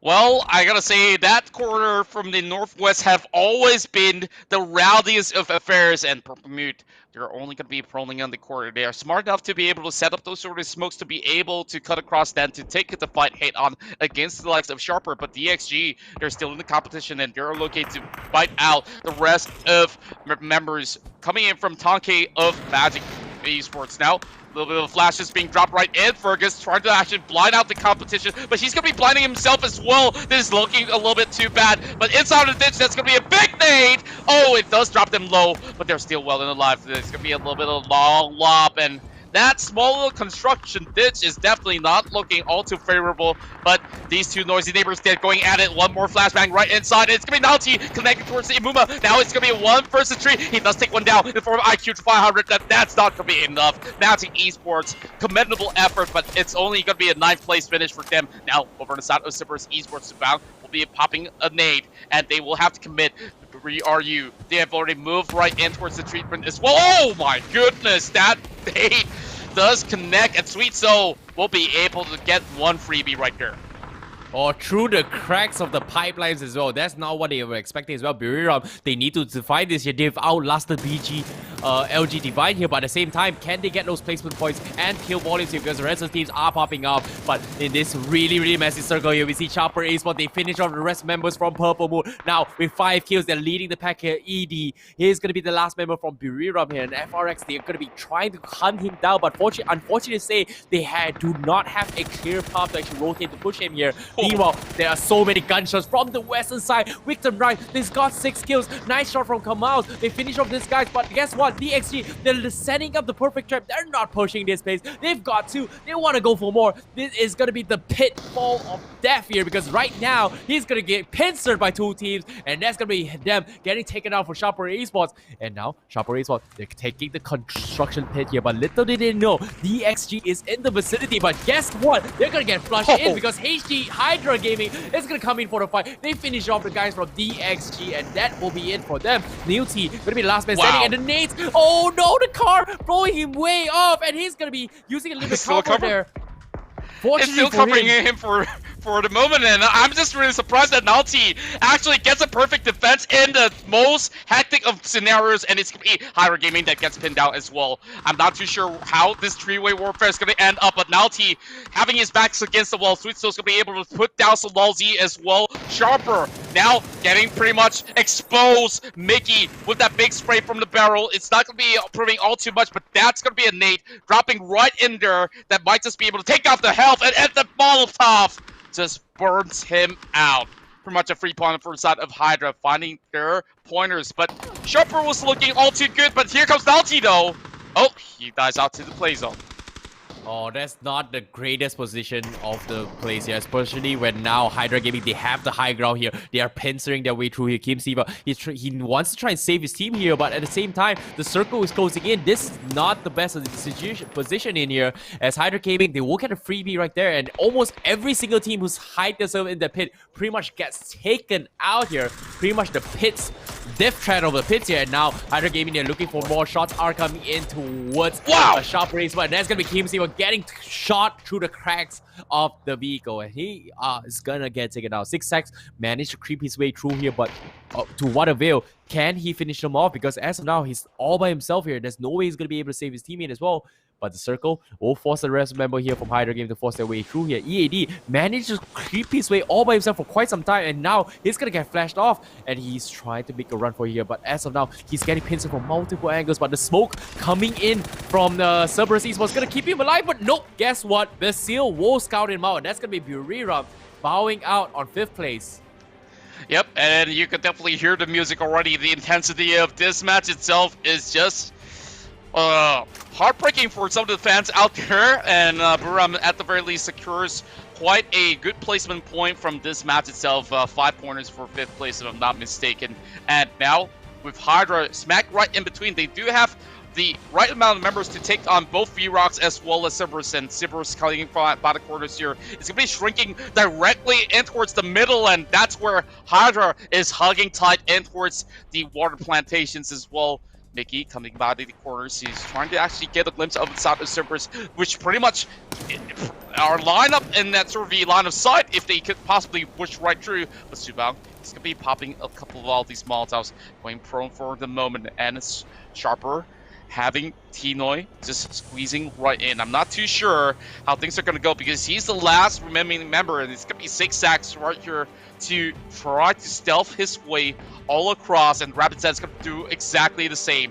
And over on towards the top, it's going to be Rapid Zen. He wants to take the middle of it all, but the rest of the members of V-Rocks, they're coming right across. Same goes to the Hounds of Cerberus. There is still going to be a smoke grenade thing left out. I think he's just spot out. 6 sacks right there, and that's going to be a secure kill. Oh, Solos finds the crack here, and they will kind of jab towards against from FRX. We're down to the final 3 teams. Cerberus, they're in prime position to get a second chainer in a row. But meanwhile, Hydra Gaming is going to drop one on the top as well. That's going to be Rabbit taking ball from up top. That's pretty Pharaoh's taking the bow on 3rd place here. A huge one coming from Rabbit from Hydra Gaming. As you can see, they're looking for the cracks from Cerberus, but Basil will scout him up through the sun as well. He will get the headshot in, and that's going to be him taken out. But meanwhile, Basil and also the rest members here from Suba, they are going to be a 2v3 situation. Goes for a big start. Suba takes Simon T. 2v2. He's thrown up. He's down to 1 HP. Thunderable. He's going to try and pick himself up. He played the numbers game, but the Flash are coming in to slow them in the track. He's going to try and go for the pickup as well. The Days are lobbing over. Does it connect? Does it hit? Ooh, yeah! Oh boy. He finishes off the members, but guess what? His teammates got clapped pretty low. He's prone down. The Days coming in, and he gets the down. Cerberus Esports. What a clutch! What a clutch! 2 chickens! It's a 2 in a row for Cerberus Esports! My goodness, this is insanity! This is absolute insanity! Oh my god, the nades! Cerberus Esports, how do they do it? Oh, first game, we saw the pit fires from hell. Now we see the explosions of the fire breath come in the name of Cerberus Esports Contra. My goodness, 2 chicken dinners in a row. They are really going all out to try and take the top 1 spot here, Contra.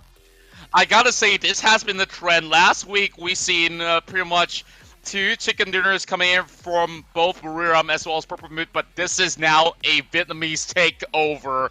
And inside Miramar, it has all been concluded. Cerberus Esports might just be the best team in Miramar. Let's have a little bit of a recap of what went down in the thick of things, where we just saw a whole lot of gunfires as well as a little bit of the pickoffs here in between. And this is just absolutely magnificent, with Tonke really putting out the show. But Noir was really caught by surprise with pretty much a big sort of flank coming from the side of Battle Arena Leads as well, taking out entirety of From the Future before bowing out. Well, Esports having a lot of moments from just moments. Yeah, and LG Divine, like they tried their best to actually make it to circle. Like we did not expect them to actually win the fight against Fury, considering that they have so many angles. But the insane reactions coming from them allowed them to win here. However, it was just too much for them, considering that the obstacles that they had to face here, the circle getting pushing them all the way here. They had no time to gather their thoughts or even push it. They are constantly getting pressured all the way through. Meanwhile, the same goes for the rest of the teams here, and we know that this circle, especially into Los Leonas Mountains here, is going to be detrimental because we do not know, is it going to be a urban warfare or is it going to be a open long range fights here? But yes, we do see this urban warfare, and guess what? We saw huge runs coming from Hydra Gaming, but Cerberus Esports, they definitely understood their position is way better than Hydra Gaming here. Like, look at them. They're perfectly well placed nades, getting knocks out the knocks through the cracks of the fences here, enough to even the scores here. And 2 times in a row, Cerberus Esports, I think they were caught in really, really awkward positions, but their well placements of their nades was what makes them better than the rest of the teams here. And their decision makings has been on point so far. And this might be the opportunity to actually contest for the top spot here, Contra. I absolutely agree. You can see that they garnered 16 points in total. I gotta say, this is by far one of the most challenging Mirror rounds that we've seen. Hydra Gaming had Rapid Zen to pull off quite an upset, and he managed to pull about 3 porters in the back from the top side of that water plantation. And itself, we saw Sharper Esports climbing upwards with 12 points in the back. Victim Rise alongside with Buram United walks away with 7 pointers out there, which means Buram United Esports now on the top of the table. But Team V-Rocks, they were holding in towards the position really well. They only got 1 kill out of that, 6 points for them, 5 points for Division X Gaming, and LG Divine with 4 kills in the back. But that was one of the roughest games that we saw LG Divine go through, and they still managed to go out there to put up quite a strong showing before bowing out. Battle Arena leads with 4 as well. Purple Move with 4. 3 pointers for both Fury Day Trade Gaming. 2 pointers for Angel Alliance as well as From the Future. Magic Esports walk away with 1 and nothing for Unicorn Cyber Dynang.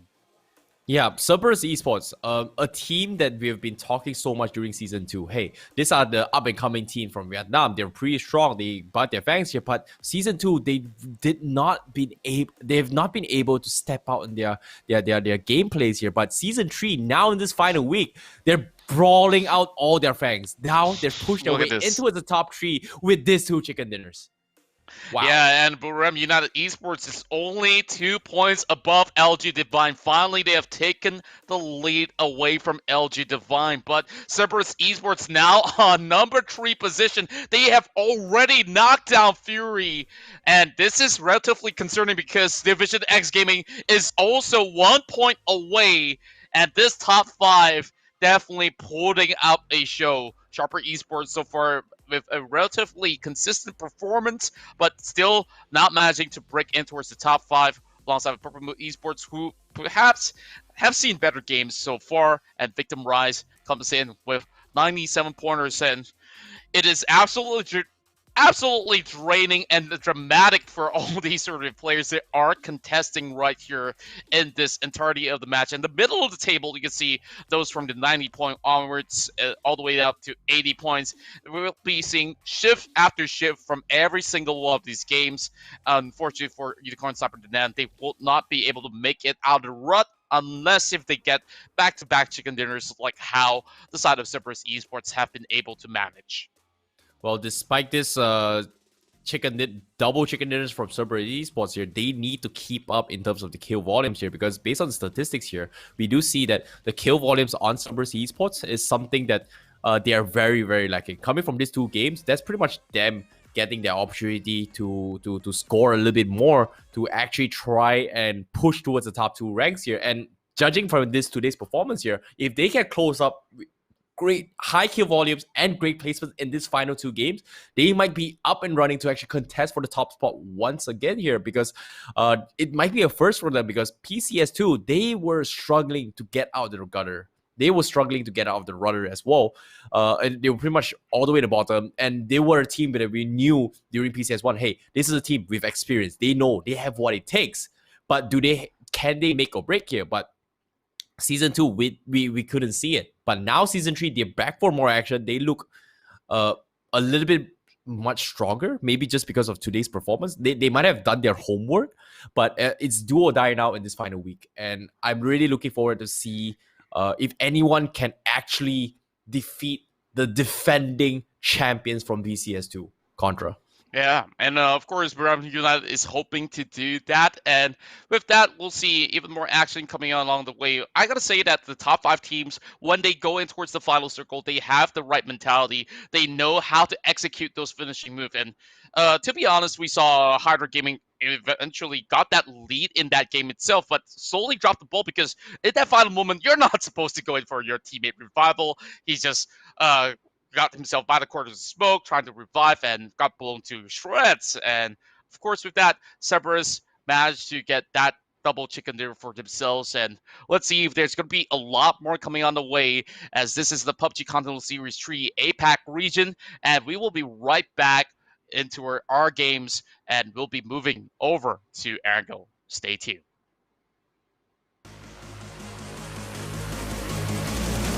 Limited damage, down to 47, but he's going to be coming from this unexpected angle, and that might be the kryptonite here for Hydra Gaming as they all get taken down. Rerum's going to be looking to pick on Purple Mood for the second time coming. Try to get those alignments of shots, and there we go. That vehicle's going to be smoking up, then that pickup truck might just actually blow in time, and Naxi find a connection. Rocky goes down, gets the kill secure. Canaxi's dropping this big frag. It might just actually connect towards this moment, needing to reload, and they might just be it. Oh, perfect one! Drop it straight to it, and Purple Moon, the first team to fall. Left beside a victim rise. He can't really go in for a revival. Way too many smokes right through the middle, and it's been Levi's that will pick up Sulabi. One big nade connects, and it will be dropping Northern down, and Phalanx tries to get them all through. Oh no! It's a big nade! He gets a double! Phalanx with the frags, and he might just wipe away the rest of Barrera. Oh, things are getting down and dirty here as everyone's getting close quarters. Okay, moves in. He's going to be cleaning house.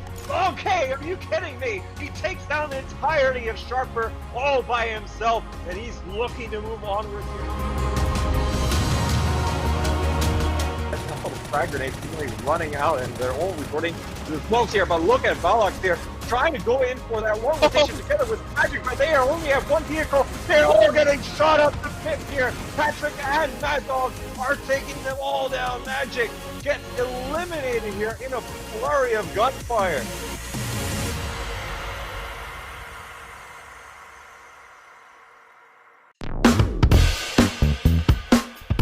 Xin chào tất cả mọi người, mình là APK. Mình tên là Nguyễn Bảo Khánh, mình đến từ team PCS3 Gaming và mình đến từ Việt Nam. Tên in game của mình là IQ 500. Tên thật là Nguyễn Cao Hưng. Mình đến từ team PCS3 Gaming. PUBG, Divide với lại Cerberus là team có mặt trong tất cả các giải APAC hiện nay.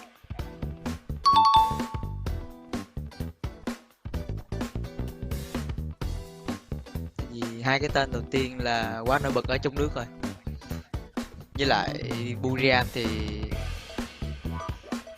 em đánh giá cao nhất của Thailand. PUBG. Đáp án của mình là Divide Esports.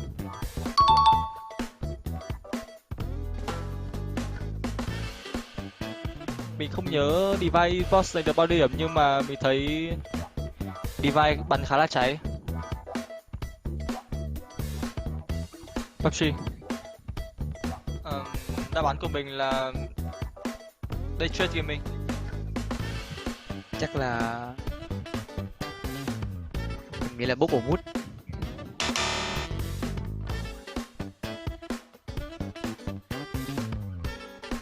PUBG. Theo mình thì người có số kill cao nhất trong một ngày là SD.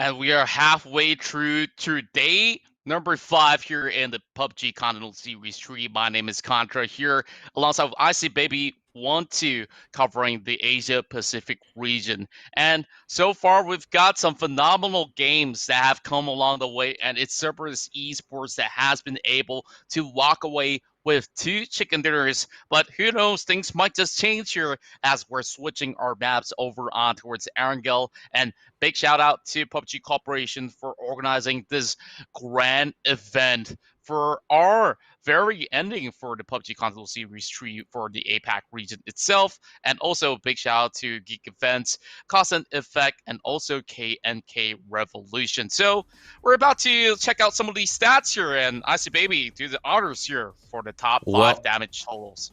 Well, Contra, seeing how the game went as well, judging from game 2 in this day number 5 here, Flood, he was the one that did the most damage here, and they secured those compounds in the warehouse on the Los Leonas here. Considering that Circle was favoring there, it's no surprises that they were the ones that get the most damage here, because almost every single team wore the Western approach. Pretty much was a gatekeep from the guys from Fury, who's pretty much in the warehouse himself. So him getting himself 587 points, great stuff coming from Fury. If somehow they survive the onslaught and make it to the final circle, I'm pretty sure the numbers would be a little bit higher. But unfortunately, they didn't. So that's going to be them there. We do see Rabbit here with 565 with a huge 2-man takedown up top from above on the water treatment plant there. Down was final circle. Great stuff coming from Rabbit with second place, the highest damage. Just moments coming from Purple Moon with 538 damage here in the Western onslaught alongside with their fellow members as well. So overall, these teams and players were pretty much the key factors on how they dictated the entirety of the game in game number 2 here, where they were causing so much problems for teams to actually rotate in. And I think there was one more unsung hero, especially from the guys from Divine Esports early on, where they were getting reeled in and committing so much time wasted from the plays made from Sophia early on to try and check more combos. So that's pretty much a good solid 30 to 2 minutes windows of time consumed while they were trying to rotate the next phase circle. But it's a small factor, a small piece of the bigger picture. But it was definitely something that we had to watch out for as well, because 2 games in a row, Divine Esports, they were struggling to make ends meet in towards this next phase of circle. Game 1 was a pretty okay run. Game 2 was a disaster for them. But still, they tried their best. They managed to wipe out the guys from Fury early on. But despite taking those vehicles to try and go for a last stand to push in the next phase circle, was too much. They couldn't handle. There's too many teams to worry about in this final circle there, Contra. Absolutely agree with that. And we saw early on Fury were poised to be able to take out the entirety of LG Divine as well, and they were unable to even defend that warehouse by the very end. It was quite an upset that came from the side of LG Divine to be able to push through. And we were also caught by surprise on how well Purple Moon played out outskirts as well, although they were pummeled by nades after nades flying up in the air, and they set up that trail of smokes to be able to cut across. But now we're heading towards match number 19, and here we go, and towards Erangel, where things are looking to change. And who knows what will happen from here. We're pretty much leaning towards the west side here, coming from the corners of shooting range 70, all the way down towards Ferry Pure. So the island is definitely an option for the likes of Cerberus if they want to drop right in towards that corner, while the side of Angel Alliance will be moving in towards Georgia Pole and Ferox and towards Ruins right now. Relatively interesting, as you do see Ferox usually moving in towards Pachinki as well, so perhaps that'll be the right call for them. And Magic will be the team that usually contests them inside Pachinki. They will be sending only Valex by doing just that. So over the south side, we see Battle Arena Leads. They want to cut through Sanaska Island to get in towards Milta if they do find any sort of vehicles at all. So with that being said, we're kickstarting our halfway checkpoint here with those vehicle contests, and Salabi's going to be able to manage to get one for himself, one for Gen Boss of Victim Rise, as they will part ways. We've seen them fight a whole lot, but this time around, I guess they're happy with this. Yeah, this might be a different tempo for some of these teams here, considering that there's so much changes made in towards Erangel here. So this might actually benefit some of these teams here. In this case, Battle Arena leads here. We did see Sophia in top 3 position. We've known him during the MYSG as well. BAE is extremely comfortable in the map for Erangel. But Contra, I have my spidey senses tingling for this final day and tomorrow's matchup here, because it feels like Divine Esports Buriram is gonna be pulling something crazy in this final few matches to come. And in this map, Erangel, I feel like Cerberus Esports, they need to keep up their momentum from game 1 and game 2. But will they be able to pull it off, considering that now it's a complete different new settings, complete unknown territories from last week's historical match data, or in this case, battle experience in that regards here, especially for some of this team contesting in this map themselves. Hopefully, they will be able to learn from their previous mistakes from last week and bring it up to speed to these games here as how they did from the map of Miramar Contra.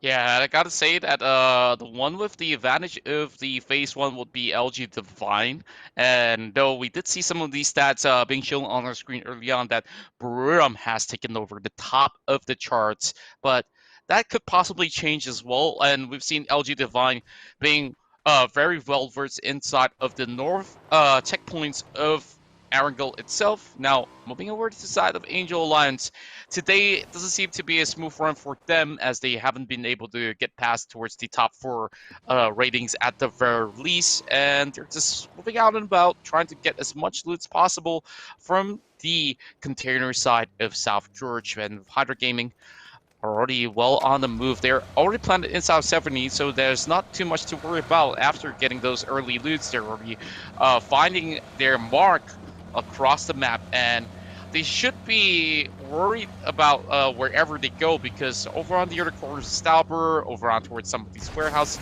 that might just be some lurkers in the form of LG Divine or even the likes of Purple Moon. You want to know an interesting fact, Contra? Rabbit is... I'm using the exact same mouse as Rabbit. You're showing his mouse setting. But enough of that, because as of now, we do see LG Divine going to be getting a little bit of contest here, because Levi's has got one knock, but that's going to be him getting taken out. He has Rabbits will clutch his way against Levi. So the power of the mouse is starting to show here, because rest of the members from LG Divine, they are going to be not crashing in here, and that's going to be Namsi getting knocked down here. It's going to be G and June going for a 2v2 situation. They're going to be lobbing the nades. They're trading their way in here, but at the same time, are they going to be able to get 4 more? G and will finish off Mickey here, as June is going to try and set it for a perfect cross, and he tries to go for the finish, but he wants to go and save his teammate, but unfortunately to say, he is going to get pushed in, and he's going to be out and open, and that's going to be Rabbits going for the knock here. June will finish off Rabbits on the contrary as well. June with a huge clutch here. We're down to a 1v1 situation. LG Divine, this is not the one you wanted. You need to win this fight. Can he go for the fight? He goes for a shot, but no! He gets taken down by Hydra Gaming. LG Divine, this is not looking good for them, Contra. At all. This is blowing the competition apart, and this is definitely the news that Buriram United has been looking for. It doesn't really matter at the end of the day. Yeah, you get a couple of all these sort of kills in between, but Hydra, they were looking to exact vengeance to other Vietnamese teams instead. They lost that final hurrah in that previous map of Miramar towards the side of Cerberus, and they're out for blood, and we did not even expect them taking down the champions of PCS2, and now Tuan Robo is the only remaining member, and here comes Fury. Oh, this is not looking good for Hydra Gaming, but at the same time, Fury going to be taking advantage of this situation this early on of the gunfight. Tuan Robo is going to be out of some trouble. Will he pay here? But no, Rona shot his teammate instead here, but Tuan Robo is down to the last 26 HP. Is he going to make it alive? Yes, he will, but guess what? He's going to chase him! Ah, he's dead! That will be the end of the journey from Hydra Gaming as well. Oh, this is turning to be a Wild Wild West in the green forest of Erangel here. Oh my goodness, Contra.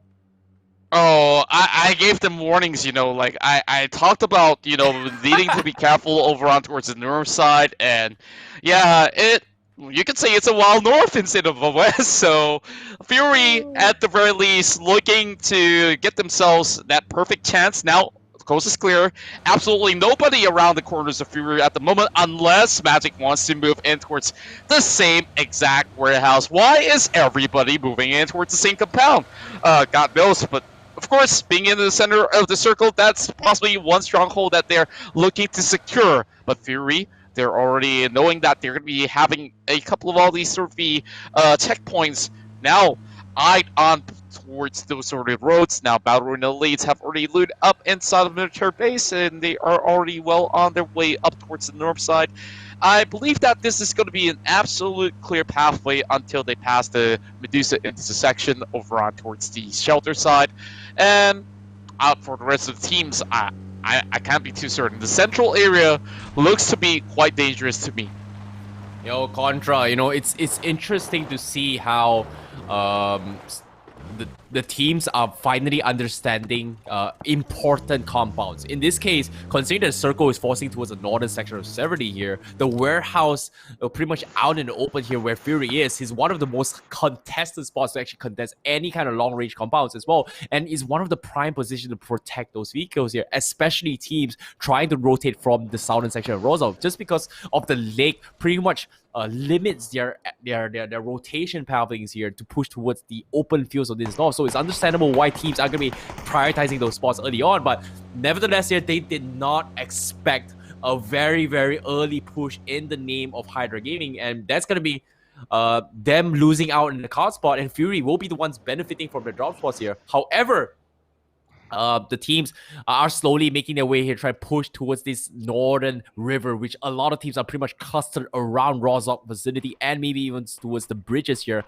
And so far, we have not seen much bridge camps yet, but teams are going to be playing this a little bit safe here, as a bridge camp has one of the highest risks in terms of decisions here if you want to try and contest some of these teams here, or maybe even get some of those loots here. But as of now, playing it safe is going to be the safer approach here, Contra. I definitely see that Cerberus definitely have their ideas set on towards the ES9 bridge itself, for whoever wants to cut in towards the north point. So they also have the city pretty much well in check, and look who's on the way. It's Battle with Elites, and they might just suffer from that sort of the scuffle, but they do have the Rosal Bridge up available for them, but they have to get past some of the members of Sharper Esports, and yeah, that seems to be the more logical option on the table as of the current, with Rozak still pretty much wide out in the open for Ferox to just book itself right across the corner. Victim Rise smack right in towards the middle, while Daytrade is the furthest away to be joining in towards the party. Burab United just slightly up north, and it's going to be Kimsiva that opens up a rain of bullets over on towards Sophia, gets a headshot out of the mid-air, and it's going to be Sharper there that will be looking to pick up this entirety of a fight against Neferhor, as well as Juxi across the board. Oh, Whoa, no, what? the names. Wait. What? How? Wait. What? I don't know, but we gotta check that out once again. And Loki's now looking for those angles right down below. He's gonna be looking to get the pixels in, and Loki's get punished for it as well.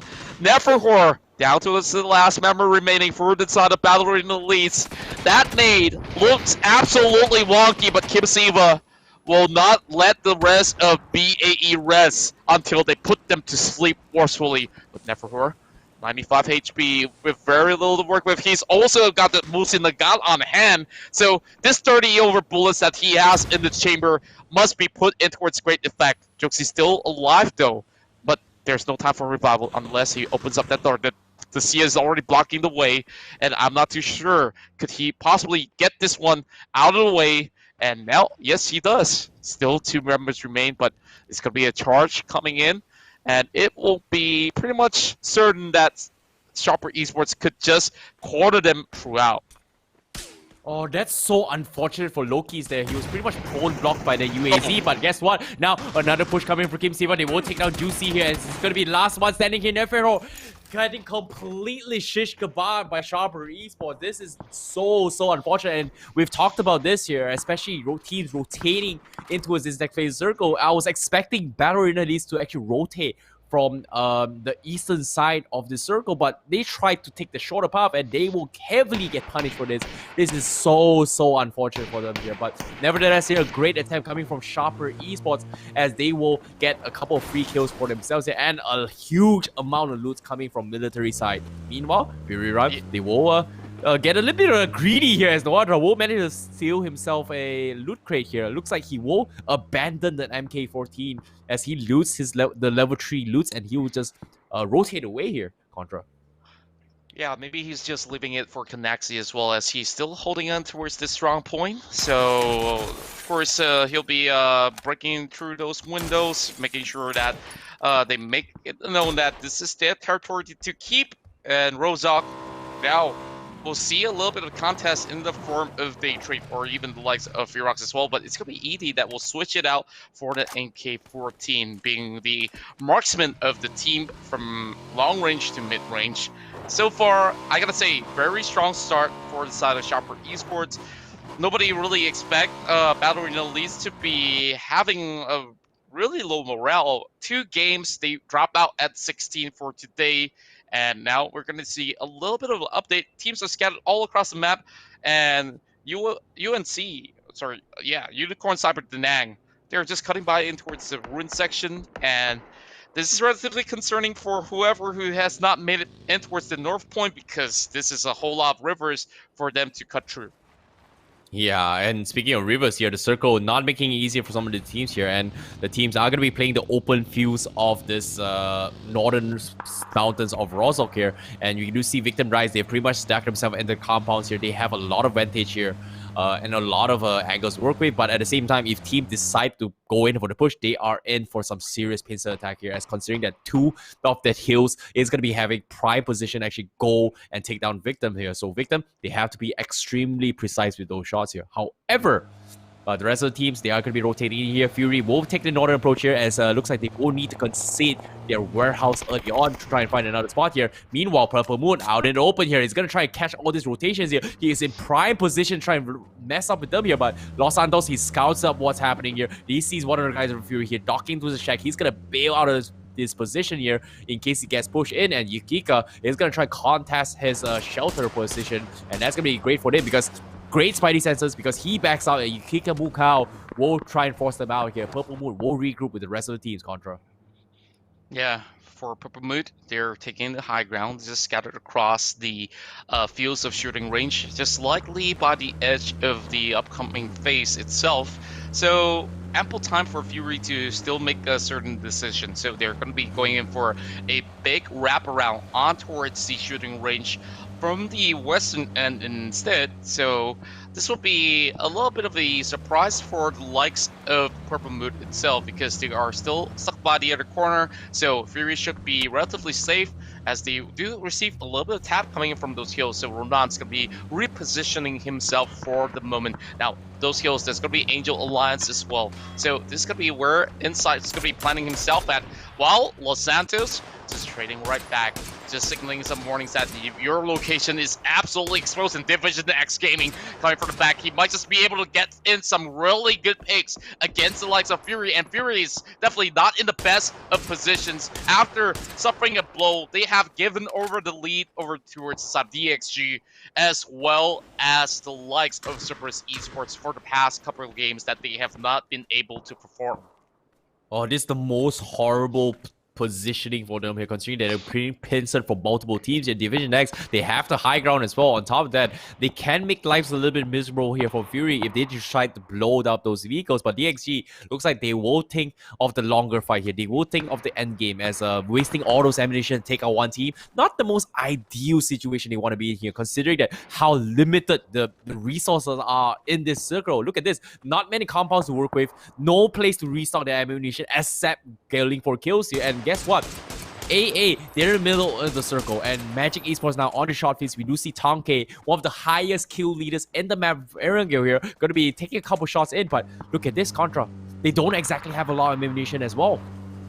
Yeah, this is relatively concerning. A little bit of the fly cam all across the fields as Cerberus tries to look for a new position. Same goes to the side of Brewer, and now they're getting up close and personal against the likes of Victim Ryzen. It's going to be the day trade there that opens up those sort of flurry attacks upon the members of Sharper Esports. Gotmel finds McSonus. That's going to be pretty much a big steal coming from day trade as well.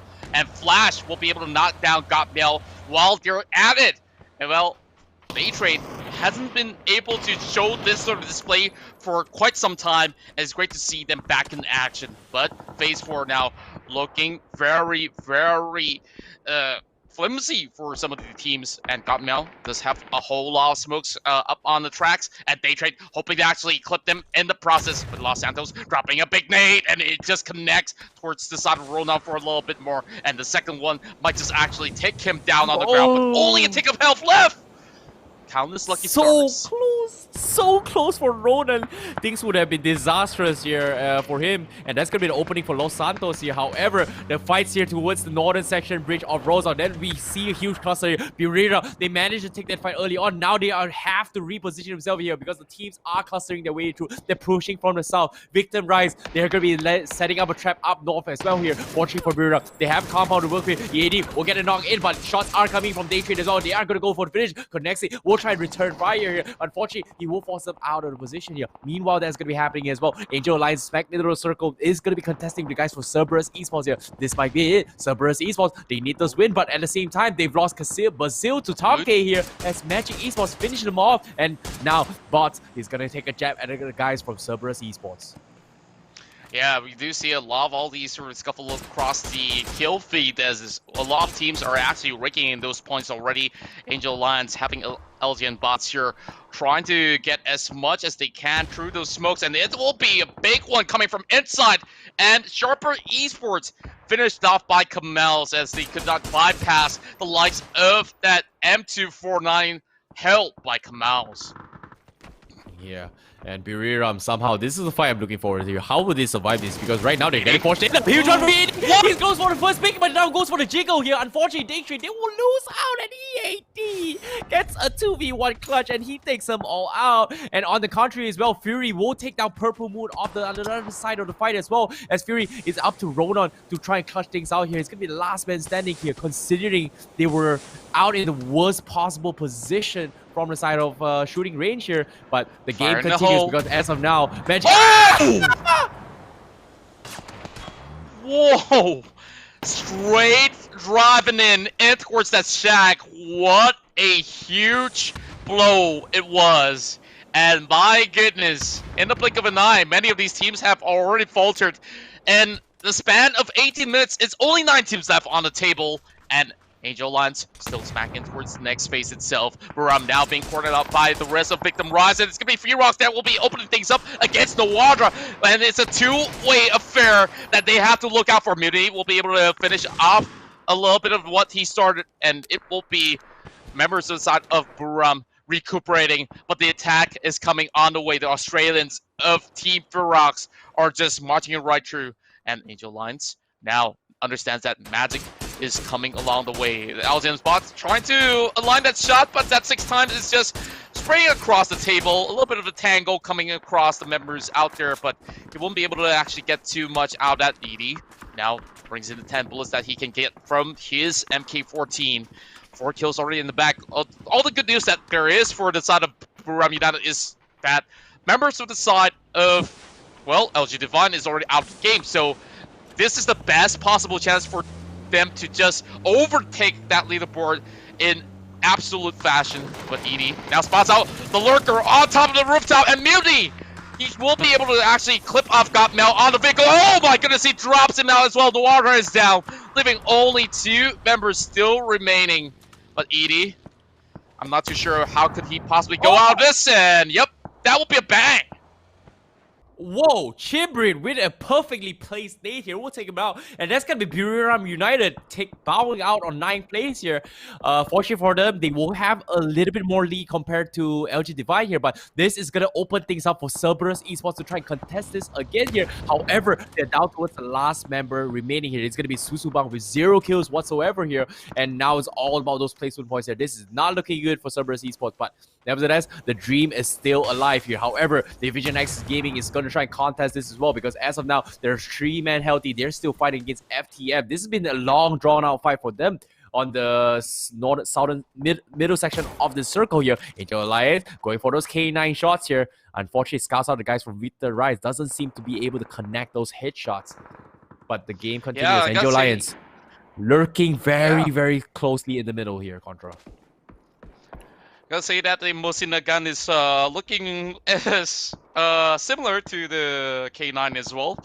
And for the moment, from the future, still holding in towards this compound without any sort of huge contest, but coincide with the Nang, they're finding a way to trespass. But this is looking pretty much dim for the likes of Victim Rise because they're attacked by Subang, they're attacked by Team Rocks itself, and the flurry of all these sort of shots comes underway towards DXG, and it's gonna be Magic that chips right in, but the circle moves all the way towards the southwest side. Oh boy, we're in for some big fights that will happen along the way, and only some of the teams are by the edge of it, and in the center is definitely nowhere safe for them to hide either, so they will have to plot their alternative routes to be able to get a safe spot for themselves. Yeah, seeing how the game is progressing as well, they need those vehicles to actually set up as well. There's just so many hills and so many windows here. Fortunately for them, there's a lot of trees to work with here, so we might see a lot of proneness snakes in this game in this regards here. But as of now, Angel Alliance, they're trying to play it a little bit safe here, hugging by the corners to try and pin them up. They hear all these gunshots coming in here, and unfortunately to say, DXG, they might need to abandon their vehicle and try and go it on foot here. As Magic Esports, they scout out one here. Sulabi will get a couple shots in. That's going to be a huge one here, try and stall them in track here because the circle is going to be moving away here as they need to make a dash for it here. And now here comes the Molotovs as well, trying to force them back. And that's going to be the reply coming from DXG saying that they know exactly where they are. They are going to try and bail on this as well. Victim, they will try to finally make their move here as they are going to be one of the first teams to try and rotate into the middle of the circle here. They have the vehicles perfectly healthy to try and contest this here. And that's going to be a great decision here while all these teams are pretty much occupied with each other, Contra. Yeah, I gotta say, the North Point is looking absolutely crowded up, and Long K hoping to actually connect a few sort of shots towards the side of Magic so that they could possibly pull through. And here comes the nades. They know that he's right behind that tree, and Long K hopes to reply, and this might just drop in towards the middle, but the rest of the side of Magic, they've been able to hop on towards their vehicles for them to move out and about, having enough time to pop an energy drink as well. But here comes the rest of Angel Alliance replying with a whole lot of all these sort of shots coming across, and Victim Rise in between as well. It's a flurry, and Imuma runs over to Simoy right in between. Klee's gonna be able to pick up the kill from afar, and Elgin Bots hoping to actually squeeze this bullet on towards the corners of the UAZ. He does have the rock to be able to just get a little bit more than enough cover, as Sulabi replies by taking down Genfos instantaneously. Yeah, and that's just like that. The team's trying to contest the middle spot here. They're just going to getting surprisingly shot from side Angel Alliance here. Angel Alliance has so many angles to work with here, and pushing down those mountain here with those vehicles is going to be extremely risky here just because of how much reduced speed is going to be forcing on those vehicles here, especially in terms of traction. But nevertheless here, the game will continue because as of now, FRX being very quiet for quite some time until the start of action here, they are going to be taking a jab at the guys from Magic Gaming as they're pretty much in the middle of it all as shots are coming in the circle. Will favor the guys from Magic here. Yeah, Magic definitely has one of the prime spots, but they could still be flushed in from multiple angles here. And Court's Coast is not clear as they are still stuck behind most of the small little covers that they currently have for the moment. And Angel Alliance over on the other side could easily just put them down with those sort of the guns already pointed at them. And with a little bit of surprise attack coming in from the side of Victim Rise, Kamal's the only one left remaining to be able to fly the flag for Indonesia. But Tonkate, yep, he'll be able to pick up 6 Rin with his SLR. Mad Dog now popping in his Musinagant as well. 22 HP left for side of Kamal's. Oh, a pad shot, but he still goes down nonetheless. Yeah, that's just so unfortunate there, considering that he was forced out of the position to actually contest that here. So that's going to be a small win for Magic Gaming here. Meanwhile, the western side here, we do see a huge cluster of smokes already being set up here for them to actually rotate in here. Meanwhile, AA, he doesn't have much ammunition here. This is not looking good for Mad Dog here. as there's just so many people left alive here as he tries to play this a little bit safe here. Angel Alliance, they are in prime position to go for this chicken here. They hear all these gunshots. He sees this movement. Mad Dog will get a finish as well, and that's gonna be a small win here for Angel Alliance here as he gets the knock in. But is he gonna risk trying to contest those loots here? Because as of now, they are gonna be controlling the northern section of the circle here, Contra. That's right. That Unicorn Cyber now goes out at 6. Possibly one of the best positions that they got for today. But Long-K, in between the smoke, he does get some connection through the spray, and he will knock him out as well. Hexagon ID is down, and now down towards Speed Pouncers. So he gets him as well. My goodness, DXG on fire. Absolutely crushed them all towards that end. And now down towards the top 4. It's going to be Angel Alliance with the most members intact. But this is looking relatively brim as LG and bots will be put down to sleep. IQ 500 looking to secure the kill. And a little bit of a response coming from IQ 500 there with Valax knocking down Sweet Soul. Oh, IQ 500, he might go for the nade as well. That's gonna be him being taken out as well. As Mad Dog will get a 2 knock in. Angel Alliance pretty happy about this here, but that's gonna be 10 kills coming in from MG here as well. Magic Gaming, they've got so many kills. They're trying to pull up in terms of ranks here, so the middle of the pack trying to crawl into the top 5. That's gonna be a small win for them. However, Angel Alliance here, they're still alive. They're down to the final 3 here. DXG still somehow still alive in this here. They have been living with 1 member left. As DXG, they've just taken huge fires coming from Angel Alliance. Just like that, they will lose too, and it's all up to, well, on the contrary, they're out as well because we are down towards the final 2 teams here, Contra. Yeah, it's down to Salabi as well as Valax for Magic to turn things around. 3 versus 2 is still pretty much doable, and they don't seem to have the perfect idea on the whereabouts of Magic for the moment. But now, Evil Patrick spots him out, and that might just be the pick that they've been looking for.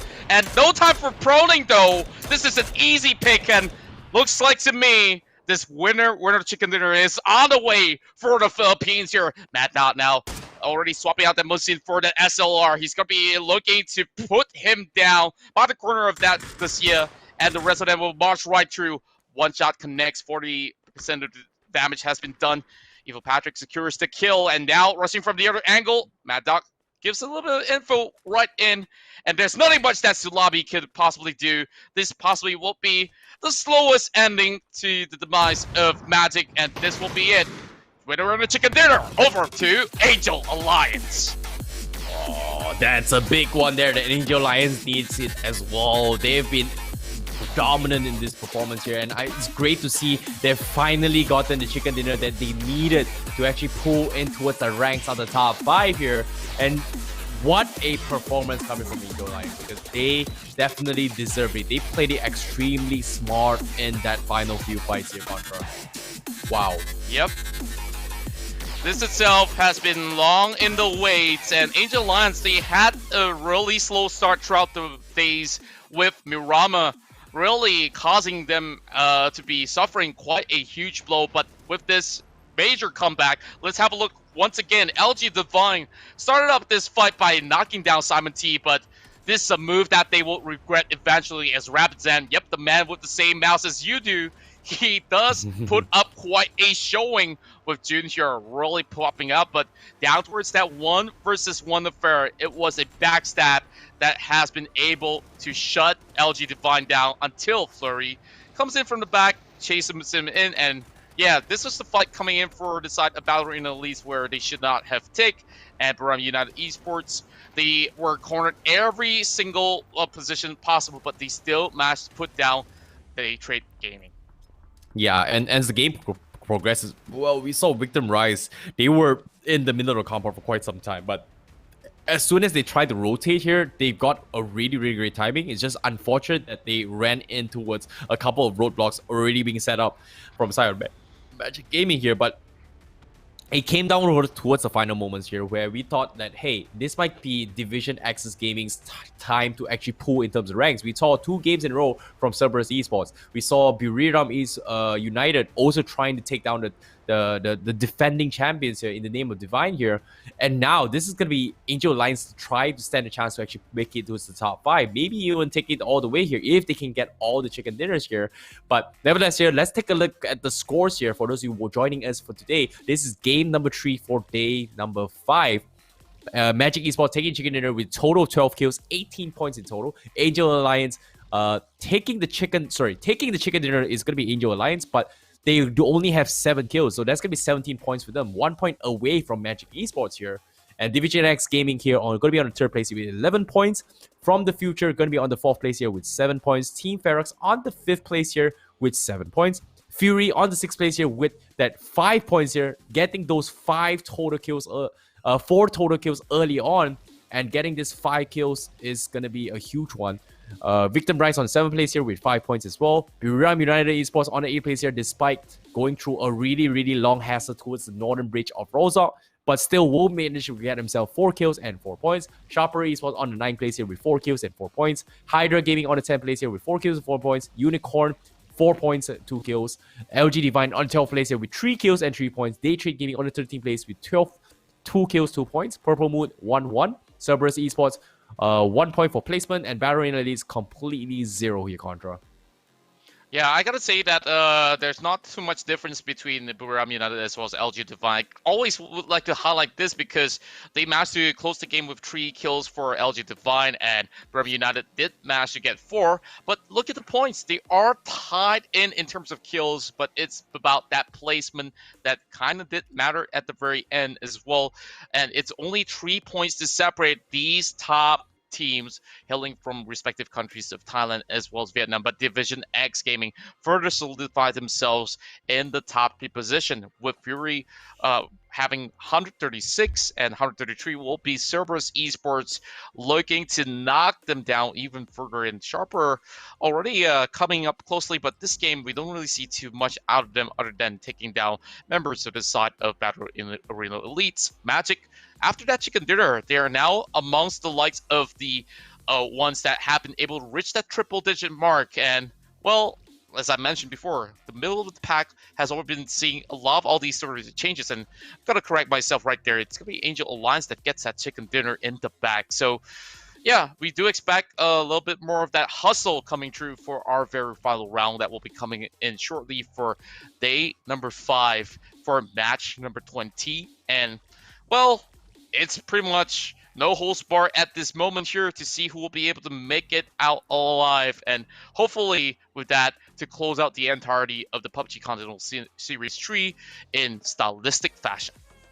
Yep, and wow. Coming to the finals game here, this is going to be a very, very important run here, especially the top 4 here. In this case, top 5, Cerberus Esports, they need to step it up in this final game here if they want to stand a chance to take the championship here. But meanwhile, Buriram will take the lead momentarily here. It seems like it's going to be a close one, very similar to PCS2 here. Divine Esports, they got to step it out of the game here because game 3 was a very, very unfortunate run for them here because they lost against... They lost against, I believe it was, give me a sec. Well, it was another Vietnamese team as well that was actually putting a little bit of that challenge, and that's in the form of Hydra Gaming. Yeah. Oh, yeah. They lost against Hydra Gaming early on, which was very, very unfortunate, and that was something that was one unexpected, definitely. They were playing their usual strategies here, but they somehow just lost that fight here. And considering that they are in a couple points away from losing their championship title here, it's pretty risky. But nevertheless, this final match in today's match is going to dictate the entire pace for tomorrow as well. And they need to pick up some steam here if they want to stand a chance to try and get more points or solidify their top spots coming into tomorrow's games, because you don't want to be stressed out in this final matches for tomorrow because, well, it's good for us because we might see a repeat from PCS2 here, Contra. Yeah, of course, all possibilities are still left on the table. And with that being said, we'll be going on a real short break. And when we come back, we'll go for our final run for today. And that will be match number 20, if I'm not mistaken. And, well, we'll be right back after this short break.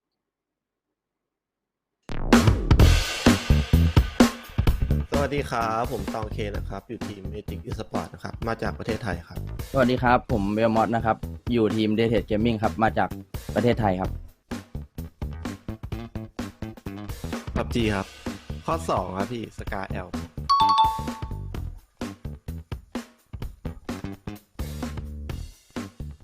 3 ข้อมันเป็น D SR กับ D เขาเรียกว่าอะไรอะปืนระยะไกลหมดเลยครับพี่3 ข้อ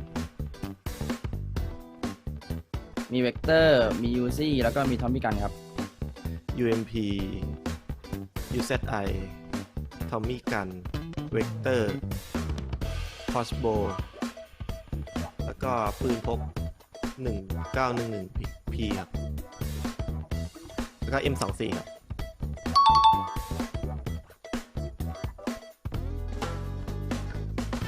อยู่ในเขาเรียกว่าอะไรพี่สถานการณ์ครับ ตอนโดดล่มลงมาครับ มันจะมีบางปืนที่โดดช้ากับโดดไวครับถ้าเราเลือกมันไม่สามารถเลือกได้แล้วพี่ว่าเราจะหยิบปืนที่โหลดไวหรือโหลดช้ามีผลต่อการแข่งกัน ก็ผมว่ามันสำคัญครับ เพราะว่าเวลาแค่2 วิ 3 วิก็สามารถโดนคู่แบบศัตรูมายิงเราโดยที่เราแบบไม่ได้สู้ได้ครับดีครับ เป็นมอเตอร์ไซค์กับรถดอมครับ ไม่ใช่ดาเซียไอรถมิราม่ามันเรียกรถอะไรวะ ใช่ครับมิราโด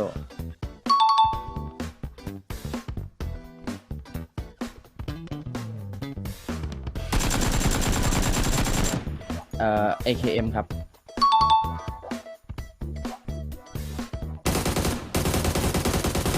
โอ้โห PUBG ครับ AUG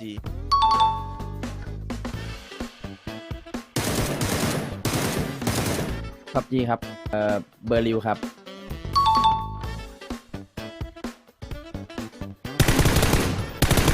เสียง M4 ครับแพทเก่า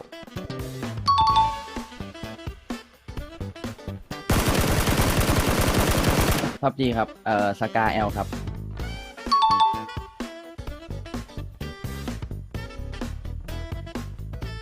PUBG ครับ PUBG เหมือนจะเป็นกระทะสีขาวน่าจะเป็น PCS 1ครับน่าจะ1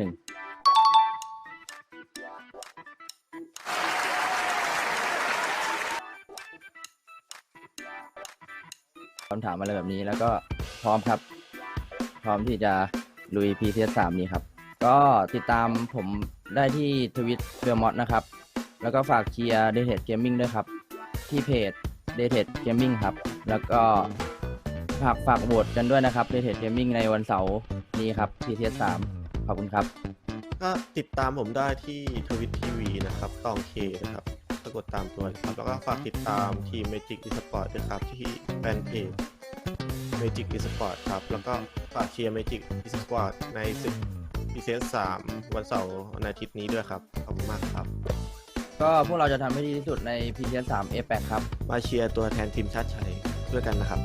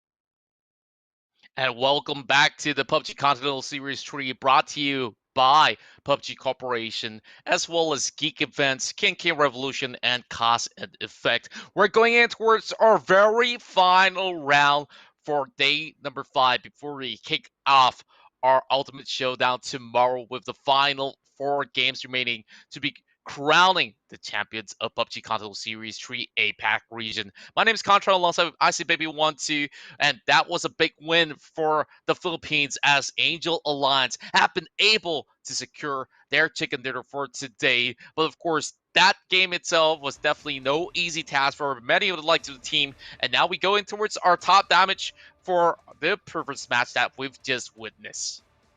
Well, Tonke has been stepping it up for quite some time. Like throughout in the every single map of Erangel, he's been the one that has one of the highest kill leaderboard here. It's no surprises in this game. He's got the highest damage as well. Him being on top of the mountains here, being smack middle of all these fights here, taking a jab at every single team was something that we have been eyeing out as well, especially when that I think it was a couple of fights between Day Trade Gaming with Fury as well, down to when Fury was in the shooting range fences. Magic Gaming was also there to actually take a jab the guys from Day Trade as well, which was really, really nice coming from Tonke. But Long K is also going to be on the second place as well, with 652 damage as well. Both of these teams, one of the big important factors towards the northern region of teams who's pretty much had an early push, early rotation up north here, but unfortunately has to push it towards the southern section here, or in this case, the central positions of northern Rozhok here. Varlax will be on the third place here as well with 581 points here. FRX Munti coming from Ferox, stepping with a huge run in that particular round as well, where they were able to control the southern section of the map here alongside Victim Rise, who's pretty much on the southeast corner map, and they were just laying low from all this shot fire from all these teams coming from every single angle. They were just taking a chill pill, taking a couple of very nice long range jabs here, but playing it extremely safe allowed them to get a lot of great positions there, Contra. That's right, and with that, we're going to be seeing how exactly will they be able to fare in this final match of the day, and that's a lot of damage being put across the map itself.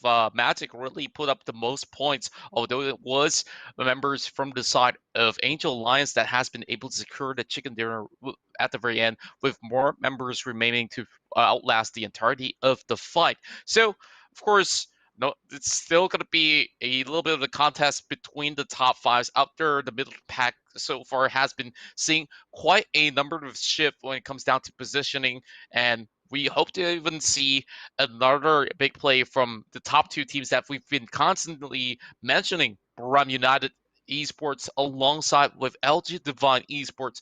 Both teams really showing that they have what it takes to be able to be crowned as champions of the Asia Pacific region. And that last round, although LG Divine goes out, they didn't really go out without any sort of points at all. They got 3-pointers in the back. And now, match number 20 is what's going to set the tempo for tomorrow's final day of showing. And this is going to be your last map for tonight, and it will be inside of Erangel. Pretty much a similar flight pattern, so we do expect the same sort of drops coming in from all 16 teams that are on board, but Buram United is currently having the biggest of leads when it comes down to the points being garnered inside of Erangel so far, and the top kills will be garnered by Tonke alongside with just moments of Purple Mood itself. 21 is the number to beat, and MG is just looking absolutely splendid for the past couple of all these games. But of course, all that to change. Buram now headed towards the far west side, and I want to see how different could this game be as compared towards the game that we just saw early on. Yeah, and seeing how the flight path is towards the western side, right? Earlier on, it was for the south, for the eastern side of the flight path here. But teams were definitely not expecting the circle be pushed up so far north here. But as of now, we do see early gun actions coming in as well, hoping for a couple of lucky picks here. But nevertheless, we have not been able to see any of these teams able to connect these insane shots. It's a hit or miss situation. If you get the knock, that's pretty much an insta kill, especially teams on the parachute as well. I think never in my life have I seen teams being able to do that. Maybe one or twice, but that's not an official tournament here, Contra. Oh yeah, and I gotta say, if he lands that magical shot right there, that would be screaming highlights all across the world, because that distance is gonna be having a whole lot of bullet drops as well. Oh my goodness, we're seeing another test coming from Day Trade as well. Battle Arena leads, which is now going on a 1-2-1 combat against the likes of Sophia. Sophia does not find any weapon. He gets dropped instantly. This is first blood for Day Trade Gaming. Oh, this is not good for Sophia. He was one of the kill leaders in the map of Erangel. And after just now's performance here, Battle Arena is being one of the first teams to get taken out. Now him being the first person to get taken out of this game here, that's gonna affect his KD completely there for Sophia. And just like that, oof, that's gonna be a huge bummer from Battle Arena leads here. However, the game's not over. There's still 3 members left from Battle Arena leads here, and looks like they have to do it without the help of Sophia this game. Yeah, that's definitely going to be a big sting towards the side of Battle Arena Leeds. And today almost was a complete no-show for Battle Arena Leeds. They are not their usual self at all. We don't really see efficient gunfights coming from them. And we've definitely seen BAE on their best performance possible. They have been able to secure multiple kills per game on an average basis. But yeah, back towards the side of Magic Esports, the team of the hour itself, where they managed to win a whole lot of points from that last round. But Chicken Dinner is still in the back for Angel Alliance. Now, this is going to be the kill proportions coming through, and it's 80 with 36% of the kill for Buram. Jun here with 29, 31% for Long K, and 29 for Yikamuko. Then the kills pretty much evens up from both LG Divine as well as Ruram, but DXG, they're not too far behind alongside with Fury. Yeah, and seeing how the game is pretty slow, the circle, well, pretty much gonna be very balanced for all these teams here. But we do see, well, Angel Alliance, they got their first chicken dinner in the game and looking to go for more here. It looks like they will take a very strategic vantage point towards Mount Gatka. But unfortunately, say it's going to be level 1 helmets all the way through here. So they one lucky tap on the hit, that's going to be it for some of these players here coming from Angel Alliance. But playing it safe, apparently. They do have a lot of long-range scopes already available here, pretty decked out as well. So they are not going to be getting caught out anytime soon here. But meanwhile, Fury, they will be holding Yasnaya for themselves here. They are going to be looting a little bit more. Maybe even try and stay in towards the vicinities of Yasnaya to play those kind of vantage points here. But as of now, it's only the first phase circle. It's still too hard to anticipate where it may or may not be here, especially for the circle here, Gondra. Yeah, I gotta say that Flood has been exemplary, and we see the stats. He's still one of the highest damaging players out in the field, and although they crashed out early for a couple of times today, they have still had some exemplary efforts being shown by the Australian side.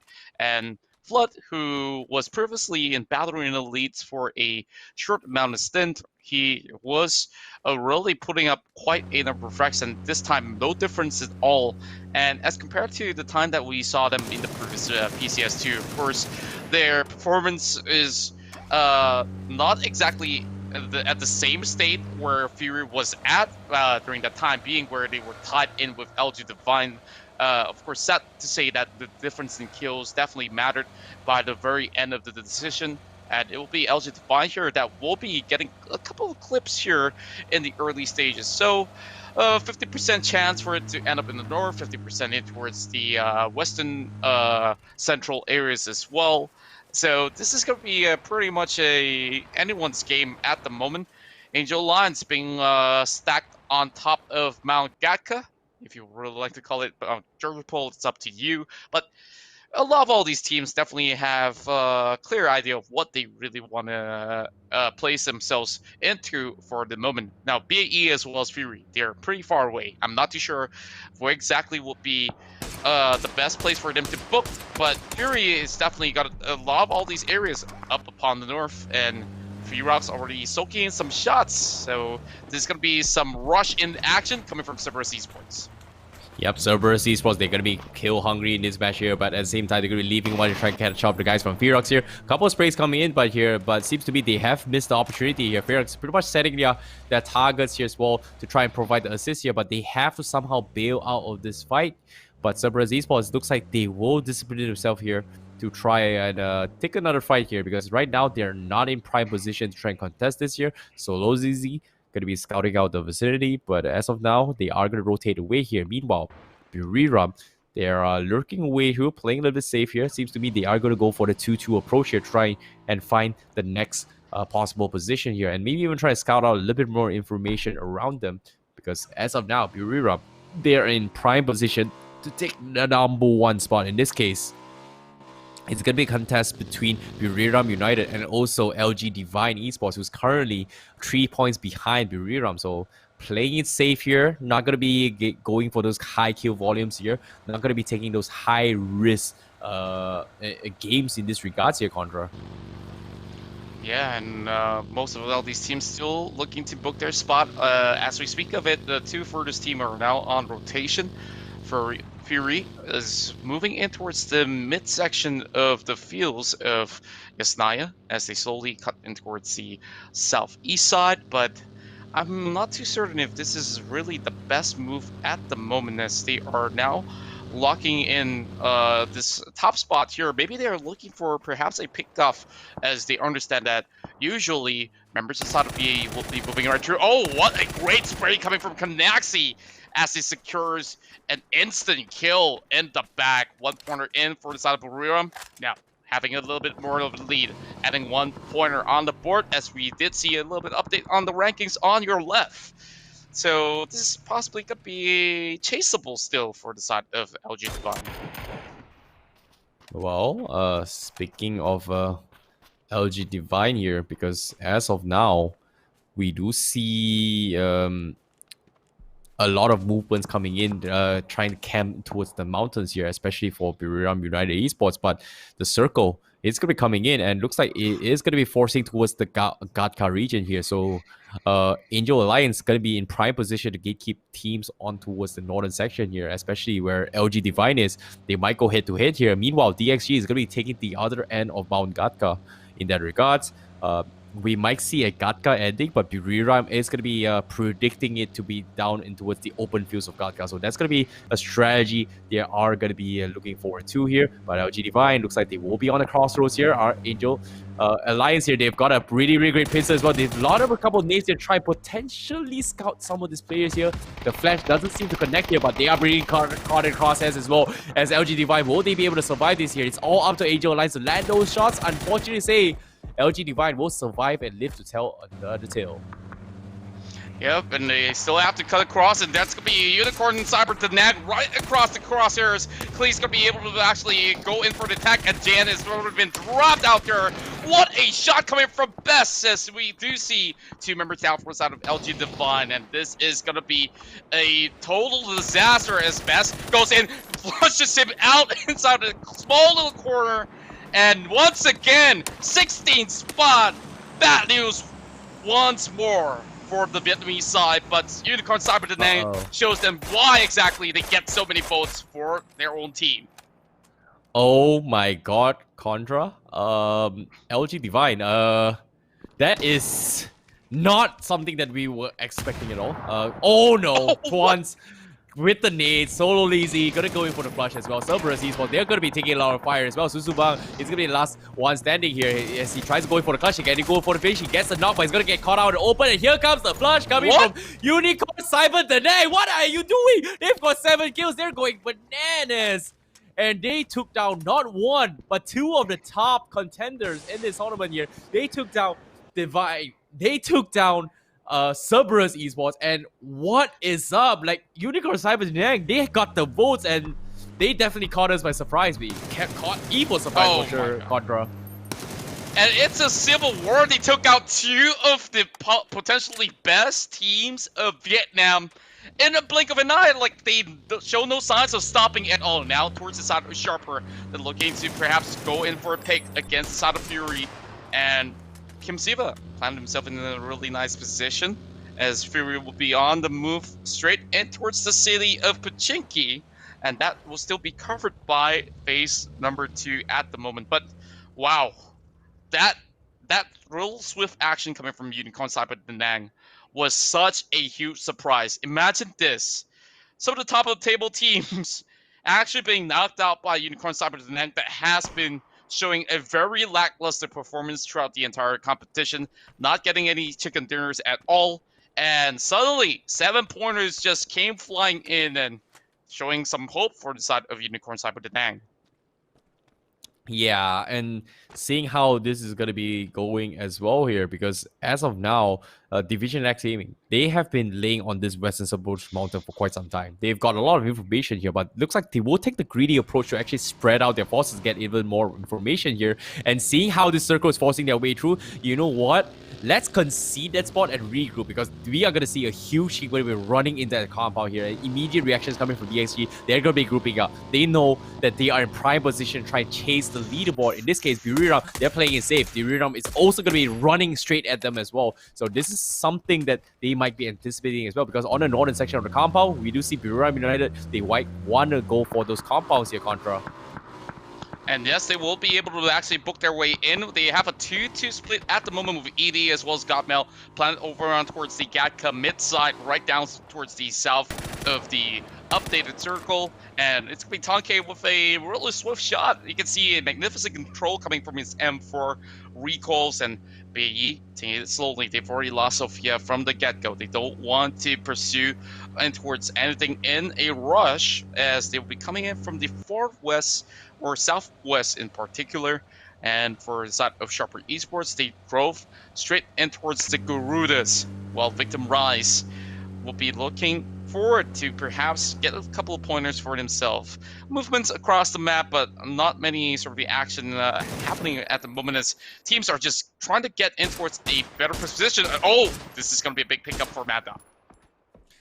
Mad Dog here, trying to get those kind of kills here. Angel Lions, they're looking for their second chicken dinner, but at the same time, they can't seem to find those high kill volumes here. Meanwhile, BAE, they're going to say hi to Fury while running around towards the open fields of Gatka here. Meanwhile, Angel Alliance, they do find one pick off here towards the guys from Sharper Esports, who's pretty much out docking his way on top of the mountain itself.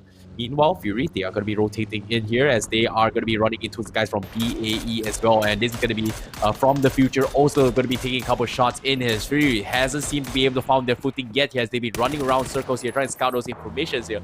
Risking unnecessary risk here, but fortunately for Insight, he will find himself a small compound that Fury may be able to set a temporary pit stop here. But while this is happening here, bots, they are going to be scouting movements coming in from the mountain itself here, because Sharper Esports pretty much is going to try and flank this guy from Angel Alliance here, Contra. And it's going to be Mad Dog looking at a potential pickup here with Magic now driving up the hill. This is going to be a little bit worrisome, as Daytrade is already up ahead against him. And Magic, they couldn't really show signs of stopping for now, but Tonke does have a little bit of cover room with Noadra coming from the back for the side of Buram United. Now, they do have a ditch that they could potentially put wonders to this, with a little bit more update coming on. Valorant in the leads now, soaking a little pressure coming in from Ferox, which signifies that Buram could still potentially go out there to be able to take party in the way. DXG everywhere is going to be filled with bullet shots, but wow, look at the update. It is favoring the side of Buram very much. Yeah, and Buriram, they've got to be pretty happy about this, right? Like, considering that everyone has pretty much risked their neck here to try to rotate the next phase of circle, and they have been in the comforts of their compound for quite some time here. And as of now, they've got all this information. They've got two compounds here, but seeing how the circle is going to be closed here, they're pretty much sticking by each other, splitting 2-2 here. I think it's time to actually regroup here. Meanwhile, Magic Esports, they're going to be taking serious heavy fire by Daytrade Gaming here from up top, and they want to get these kills here. Magic Gaming, they're going to be in some trouble. The nades from Flash will connect to Tonke and Sulaibi, so that's going to be a huge one here dealt towards Magic Esports here. Meanwhile, Archangel, they're going to try to save AJ and bots here, as they are going to be docking towards the compound here, while the rest of the teams are going to be pushing towards the Gatka region here. As Evo Patrick scouts this open here, can he catch the Buriram? And yes, he will. That's going to be no water getting finished off from Evo Patrick, and this is what I'm talking about, Condra. Splitting this late in the game here, not the most ideal situation for them. Yeah, and it's looking absolutely great for the side of Angel Alliance for the moment. They didn't get a little bit of exchange, although they do have a member knock. They should be able to survive out of that sort of scuffle, but look at this. Ballerini is now having trouble, but Josie gets two down. Team Ferox has been depleted, and now here comes the charge coming in from Loki's as well. They will be able to shut them down, and finally BAE sees daylight. But the coast is not clear just about yet. There's a couple of shots coming in from Fury, as they see the rest of the Australian side of Team Ferox has been flushed out. But They're looking to go in for those shot exchanges. Now, fire in the hole. A couple of all these nades flying up in towards the mountains. And it might just connect. Big blow towards the side of Kim Siva, but he will still be able to survive for the moment. But zigzags! A big surprise, but it will be Boston's that nail him down as well. Exchanges after exchanges. But now just moments, still trailing right in. So they should be able to recuperate, and now Boston's gets that kill secured and down towards Kim Siva as well as Tinoy to do something right here.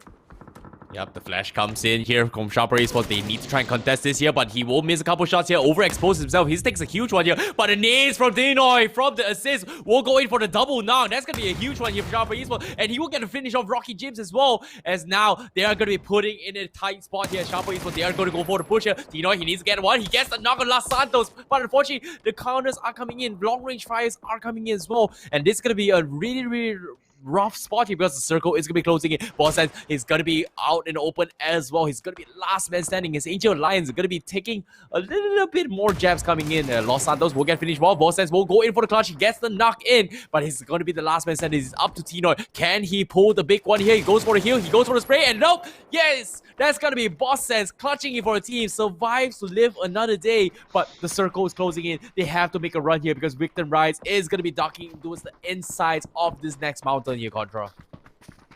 Oh boy, this is just looking all too rowdy on top of that hill, and now with another update coming alongside the way, coast is still not clear yet for the side of Purple Moon Esports, and Victim Rise is the next challenge for them, and Victim has already heard all that sort of ruckus, and they're marching towards the way of Purple Moon as well. And with that, I believe that it's still going to be the contest of King of the Hill, while Baruram still going on a 2-2 split. Working wonders for them, while Angel Lions have the absolute control of the eastern side. So, Battle Arena leads Fury and FTF. How are they supposed to squeeze right in? Ooh, Buriram. They somehow managed to pick up Noadra early on, despite getting knocked from Angel Alliance here. They finally took the risky gamble.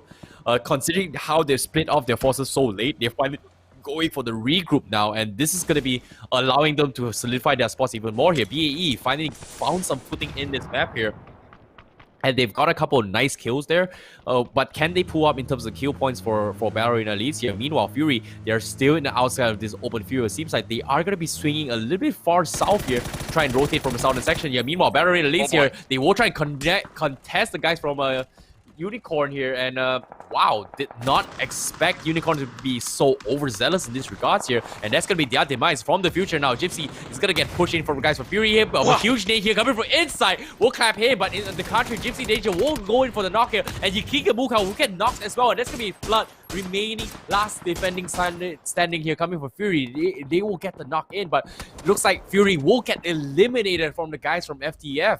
Contra. Yeah, it's so many different sort of angles that came right in, and it's Battle in the leads that managed to defend perfectly in that sort of sense. And not only that, now they do have pretty much a clear open passage for them to cut right through, but not so much for the side of Victim Rise. So many floats flying all top of the mountain and towards the smoke. But they will still be having a little bit of room to breathe here. But it's going to be Mickey right down below with the SLR shots. Not really having so much of that succession whatsoever. But it's going to be members inside of DXG that will be replying that sort of noise that's coming from the southern side instead, as they try to move right past now the rest of the members of DXG. Got to make a couple of decisions because they're just slightly inside of the zone, and it's going to be Chimoy that opens up the fight against Daytrade. Goes in to finish him off as well, but Daytrade to respond by taking down Shipwreck. Uh-oh, Battle Arena leads. They've got a small win. This time, they will be on the coming from the southern approach here, but fortunately for them, they have a small ditch to work with here, but at the same time, they do see shots coming in here. Twans, he is going to get flushed out here. Random nade comes in. He's going to get flushed in as well. They are going to try and check movements here. They know exactly where he is here, and that's going to be Unicorn getting caught out and open here as Unicorn Cyber Danang will get taken out in 9th place here. So Battle Arena leads here. They finally found their footing in their comfort playstyles here, as we know that Erangel is their map to play with, but now the circle is going to be forcing them out in the open of Gatka, and our Angel Alliance here, they're in prime position here with so many compounds to work with Contra, and looks like they will try and close this out. Meanwhile, on the left side of the screen as well, we do see shots are coming in from all the teams from afar. Angel Alliance is doing so much damage as well, and none of these teams are having the greatest of times here, as AG and Boss playing a little bit greedy here, spreading out their forces to try and find those unorthodox angles here. And Bots, he cannot risk getting knocked here, because if he gets knocked, that will be his demise there, Contra. Yeah, and we do see a lot of all these action coming from the top side of the hill, and for BAE, they could just easily recuperate, heading back towards the south. But LG and Bots, he might just see that golden opportunity. One more bullet will do the trick, but it's the water that pops up on the kill feed, taking out most of the members over the side of DXG, and I'm not too sure how could they possibly survive out of that. But Buriram, they are just gatekeeping everybody from the north towards the west, and now Naughty, the one up close and personal, that's the end, and it will be Division X Gaming coming out for the 8th place. Spots out another member from the side of Angel Alliance as well, as T-Boy will be able to run past one of his own member. That's not the right timing, as this is going to be absolutely bad for him. And here goes Kanaxi, goes into close things up against Trade, and they are absolutely on fire. They're breaking 170 points and still have full 4 men remaining. Algian bottom with the nade as well, covers up Bosses, and now down towards the top 5 team. He goes in towards the blue, tries to actually save this vehicle. He just have a 1 tick of HP left. Oh my goodness. He makes it out alive. Oh, such a close call there coming from Bots there, but he did the damage here. Everyone from the northern section takes a significant amount of damage here, but at the same time, all those rewards has pretty much reaped from the side of Buriram United here. Meanwhile, Hydra Gaming, they're taking significant fire as well here. The cover is pretty much lost in. They're still out in the open here, but fortunately for them, they don't need to worry about circle. All they gotta do is just buy time for the rest of the teams to actually push in here. But look at this, suppress fire is coming from Barrow and Elysia, not making it easier for them to get those comforts here. Meanwhile, Angel Alliance here, they have the compound still, and they do see all these movements from Barrow and Elysia, and they are gonna get a couple of shots in. BAE, they're gonna rotate and regroup for the rest of the team, try and set up a couple of compounds. And they have the vehicles, and fortunately for them, they are gonna try and get a little bit better positioning here. Meanwhile, Hydra Gaming, they are gonna be pincer between both BAE and also Angel Alliance here, and they are in some serious fire here, Contra. Oh boy, Ava Patrick getting a shot from the other angle as well, and BAE replying from a far range distance, but that kill got stolen away by members inside of Angel Alliance that have really pretty good likes of Battle Arena Elites. This is definitely the best performance coming from BAE for today thus far, but now Circle favoring side of Angel Alliance again. Hydra goes down, and it's pretty much a 4 to 3 members left remaining for the top 4 teams left of the on board, but Buriram have lost their advantage in terms of the circle. Now they need to pick up those fights, and this is going to be very, very crucial for them not to drop, because now with this significant amount of lead, they are already closing up whatever that gap was in LG Divine when they first started off the day, and this is where payback is. And well, this is just absolutely nuts to see them really hammering their way through. But here comes members of the Victim Rise going on to move. Kanaxi now spots him out, brings out the SLR. Look at that connections of shots, and it will be Loki's that will be able to remove Victim Rise's Shimon.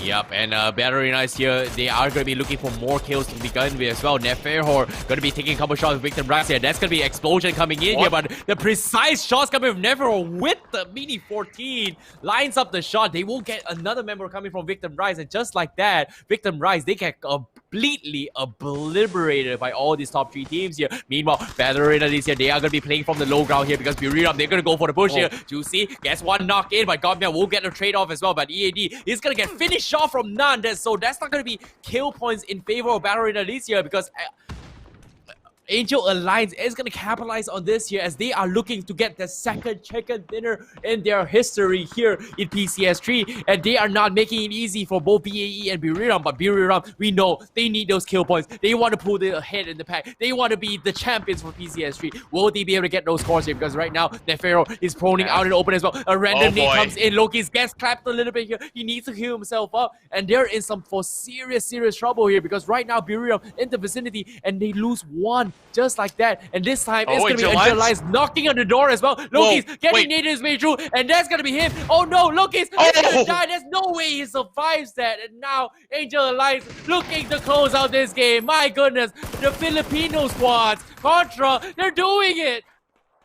They're absolutely crushing the competition, and they're showing every single fury and momentum. But Evil Patrick, he does get the kill on towards Loki's, and only one member remains for the side of Ballerina Elites. They do have a whole lot of kills, but Angel Alliance, they want to stop Buram United right here. They can definitely prove that they are able to challenge the best team possible in the league as of the moment. Madcop knows that they are right behind that shack. Now drops in a little bit of the Molotov right on the ground. But Neferhor tries to actually outlast the battle. It's going to be LG and Boss. That will be finished off. What? Buriram!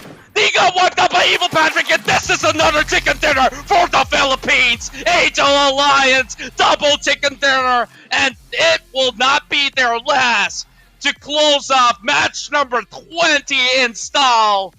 Angel Alliance. History has been made for Angel Alliance here in PCS3. Their first ever chicken dinner was earned today. Guess what? Their first ever back-to-back chicken dinners in the map of Erigil. Angel Alliance, what a dominant performance here, stopping the tracks of the top team in this entire league itself here. Currently, Buriram Esports will top the league here, but nevertheless, they will get the top one for today here. 2 chicken dinners in a row alongside Cerberus Esports here. And this final week in this day number 5. Whew, all these teams, they are going to be sweating for the final matches to come tomorrow here. However, for those of you just joining us here and missed out the highlights here, this is going to be a small recap of what happened in that map. Early on, we saw Unicorn Cyber Denang taking out both of the top contenders here, both in the name of Cerberus Esports as well as LG Divine. And to start, as the game progresses as well, we see teams here had a very, very strong contest in towards Mount Gatka. Unfortunately to say, was forced out of it here as the rest of the teams were trying to predict where this next phase of the zone are. In this case, you saw Buriram United Sport, they played it patient, they played it slow, they were getting picks left, right, front, and center here to try and build up those scores. But eventually, it came down towards the final 3 teams.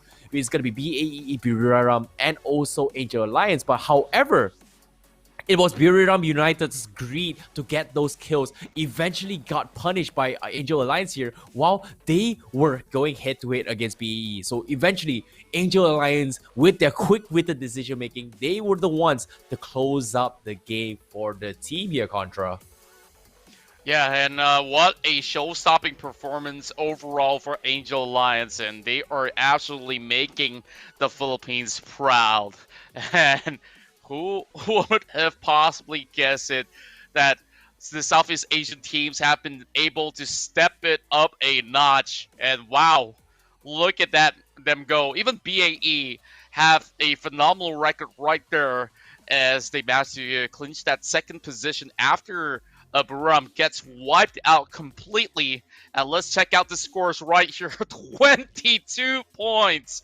This is one of the highest ones that we've seen from Angel Alliance thus far, at 15 points for Ballerina Elites, making a splash back in towards the charts at the very least, and 12 pointers in for Buriram United. And of course, Cyber Denang, look at them. They don't have a single placement point, but it's those 8 kills that matters for them as they finish on 4th. And Daytrade Gaming comes with 7 points for themselves, alongside with Victim Rise, put up quite a fight on top of the mountain, and they managed to walk away with 6 points for their efforts, 4 points for Hydra as well as From the Future, Sharper 3, 2 for Fury, 1 for Cerberus, LG Define, as well as Division X Gaming. Unfortunately for Team Ferox as well as Magic Esports, this is going to be nil for their performance here in match number 20, day number 5. And what a way that we just close out the night here. And tomorrow we'll be prepared to see what goes down, and we'll be crowning the champions of the PUBG Continental Series 3 tomorrow. So make sure you guys do tune in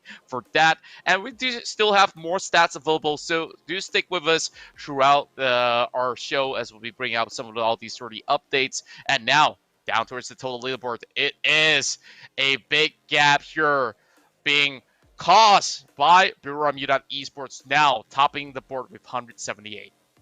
Yeah, Buriram United Esports. This is the win that they needed here. Just an unfortunate run that LG Divine, who has been playing one of the most consistent teams throughout the entire tournament themselves here. Finally, this day is where they took a really, really unfortunate run here. Despite having 5 chicken dinners here, today's performance, they were caught out in the most unexpected ways possible. In this case, one of the biggest factor in today's final game here was none other than the guys from Unicorn Gaming here, because they were the one that shut them out. Hydra Gaming as well. Both of the underdogs in the team took a jab at the guys from LG Divine, and they know that gods do bleed, because Divine finally showed a little bit of weakness here, and it might be their kryptonite for today, but hopefully things will be the better for tomorrow here, because they have a long climb. But Buriram United Esports fans is going to be very, very happy about today's performance, because right now they are 14 points ahead from crowning the potentially PCS3 APAC championship title, denying the defending champions away from LG Divine. Contra. Yeah, I gotta say that this is gonna be a very big sort of a gap here that needs to be filled. And LG Divine, they need to go back to the drawing board and get that day one performance that they had with that double chicken dinner. If they do happen to be able to do so, they will be able to still contest and get back that top spot from Buriram United. But these two teams really are the golden stars of the entire show so far, alongside with all the other teams that are in the top 16 here. Everyone has that chance to really shine, even for Unicorn Cyber Danang that has debut on the very first run here in PCS3. They have shown us that they are able to take out Titans, and same goes towards Angel Alliance's run for today with that double chicken dinner in the bag. And not forgetting Cerberus, who has been able to clutch it out for the early 2 maps in Miramar. And here comes the top damage dealers for match number 20 itself. It has to be Mad Dot with that insane 883 damage being put on the board. But Josie also put a whole lot of effort to be able to put Battle Arena Elites on the map alongside with Neferhor, as Neferhor is going to be on the 4th. But Evil Patrick alongside with LG and Bot is going to be the 3 members out of these 5 positions to be able to close out the game with average number of 500 over damage being done by most of these players. Yeah, that's the thing, right? Angel Alliance, the moment they controlled the Mount Gatka on the northeast section here, they were one of the key factors of gatekeeping so many of these teams running their way into this next phase circle here. So it's no surprises that they were the ones to actually do one of the highest damage here. But nevertheless here, they were using the very, very similar strategy to Buriram in that final match here, and no surprises, they were one of the top dogs in today's damage dealers as well. Look at this, EAD is going to be the top highest damage dealer for today here with 1,545 damage done in total. EAD will be on first place alongside Noadra with 1,516 damage done in total here, will be on second place. Mad Dog will be on the 3rd place here from Angel Alliance, 1,502 points. And Evil Patrick will be on the 4th place here with 1,398 damage here. But 5th place is going to be Norins with 1,297 damage here. I'm really liking that how Angel Alliance and Buriram stepped it up in the final games, because these 4 players, they were one of the key important factors in forcing every single team out from the west and the eastern side of that final circle here, which led to a lot of teams tentatively caught out in a very, very awkward position here. But nevertheless, these are your top 5 killers in today's performance here, with Noadra 10 kills in total in today's performance, Contra.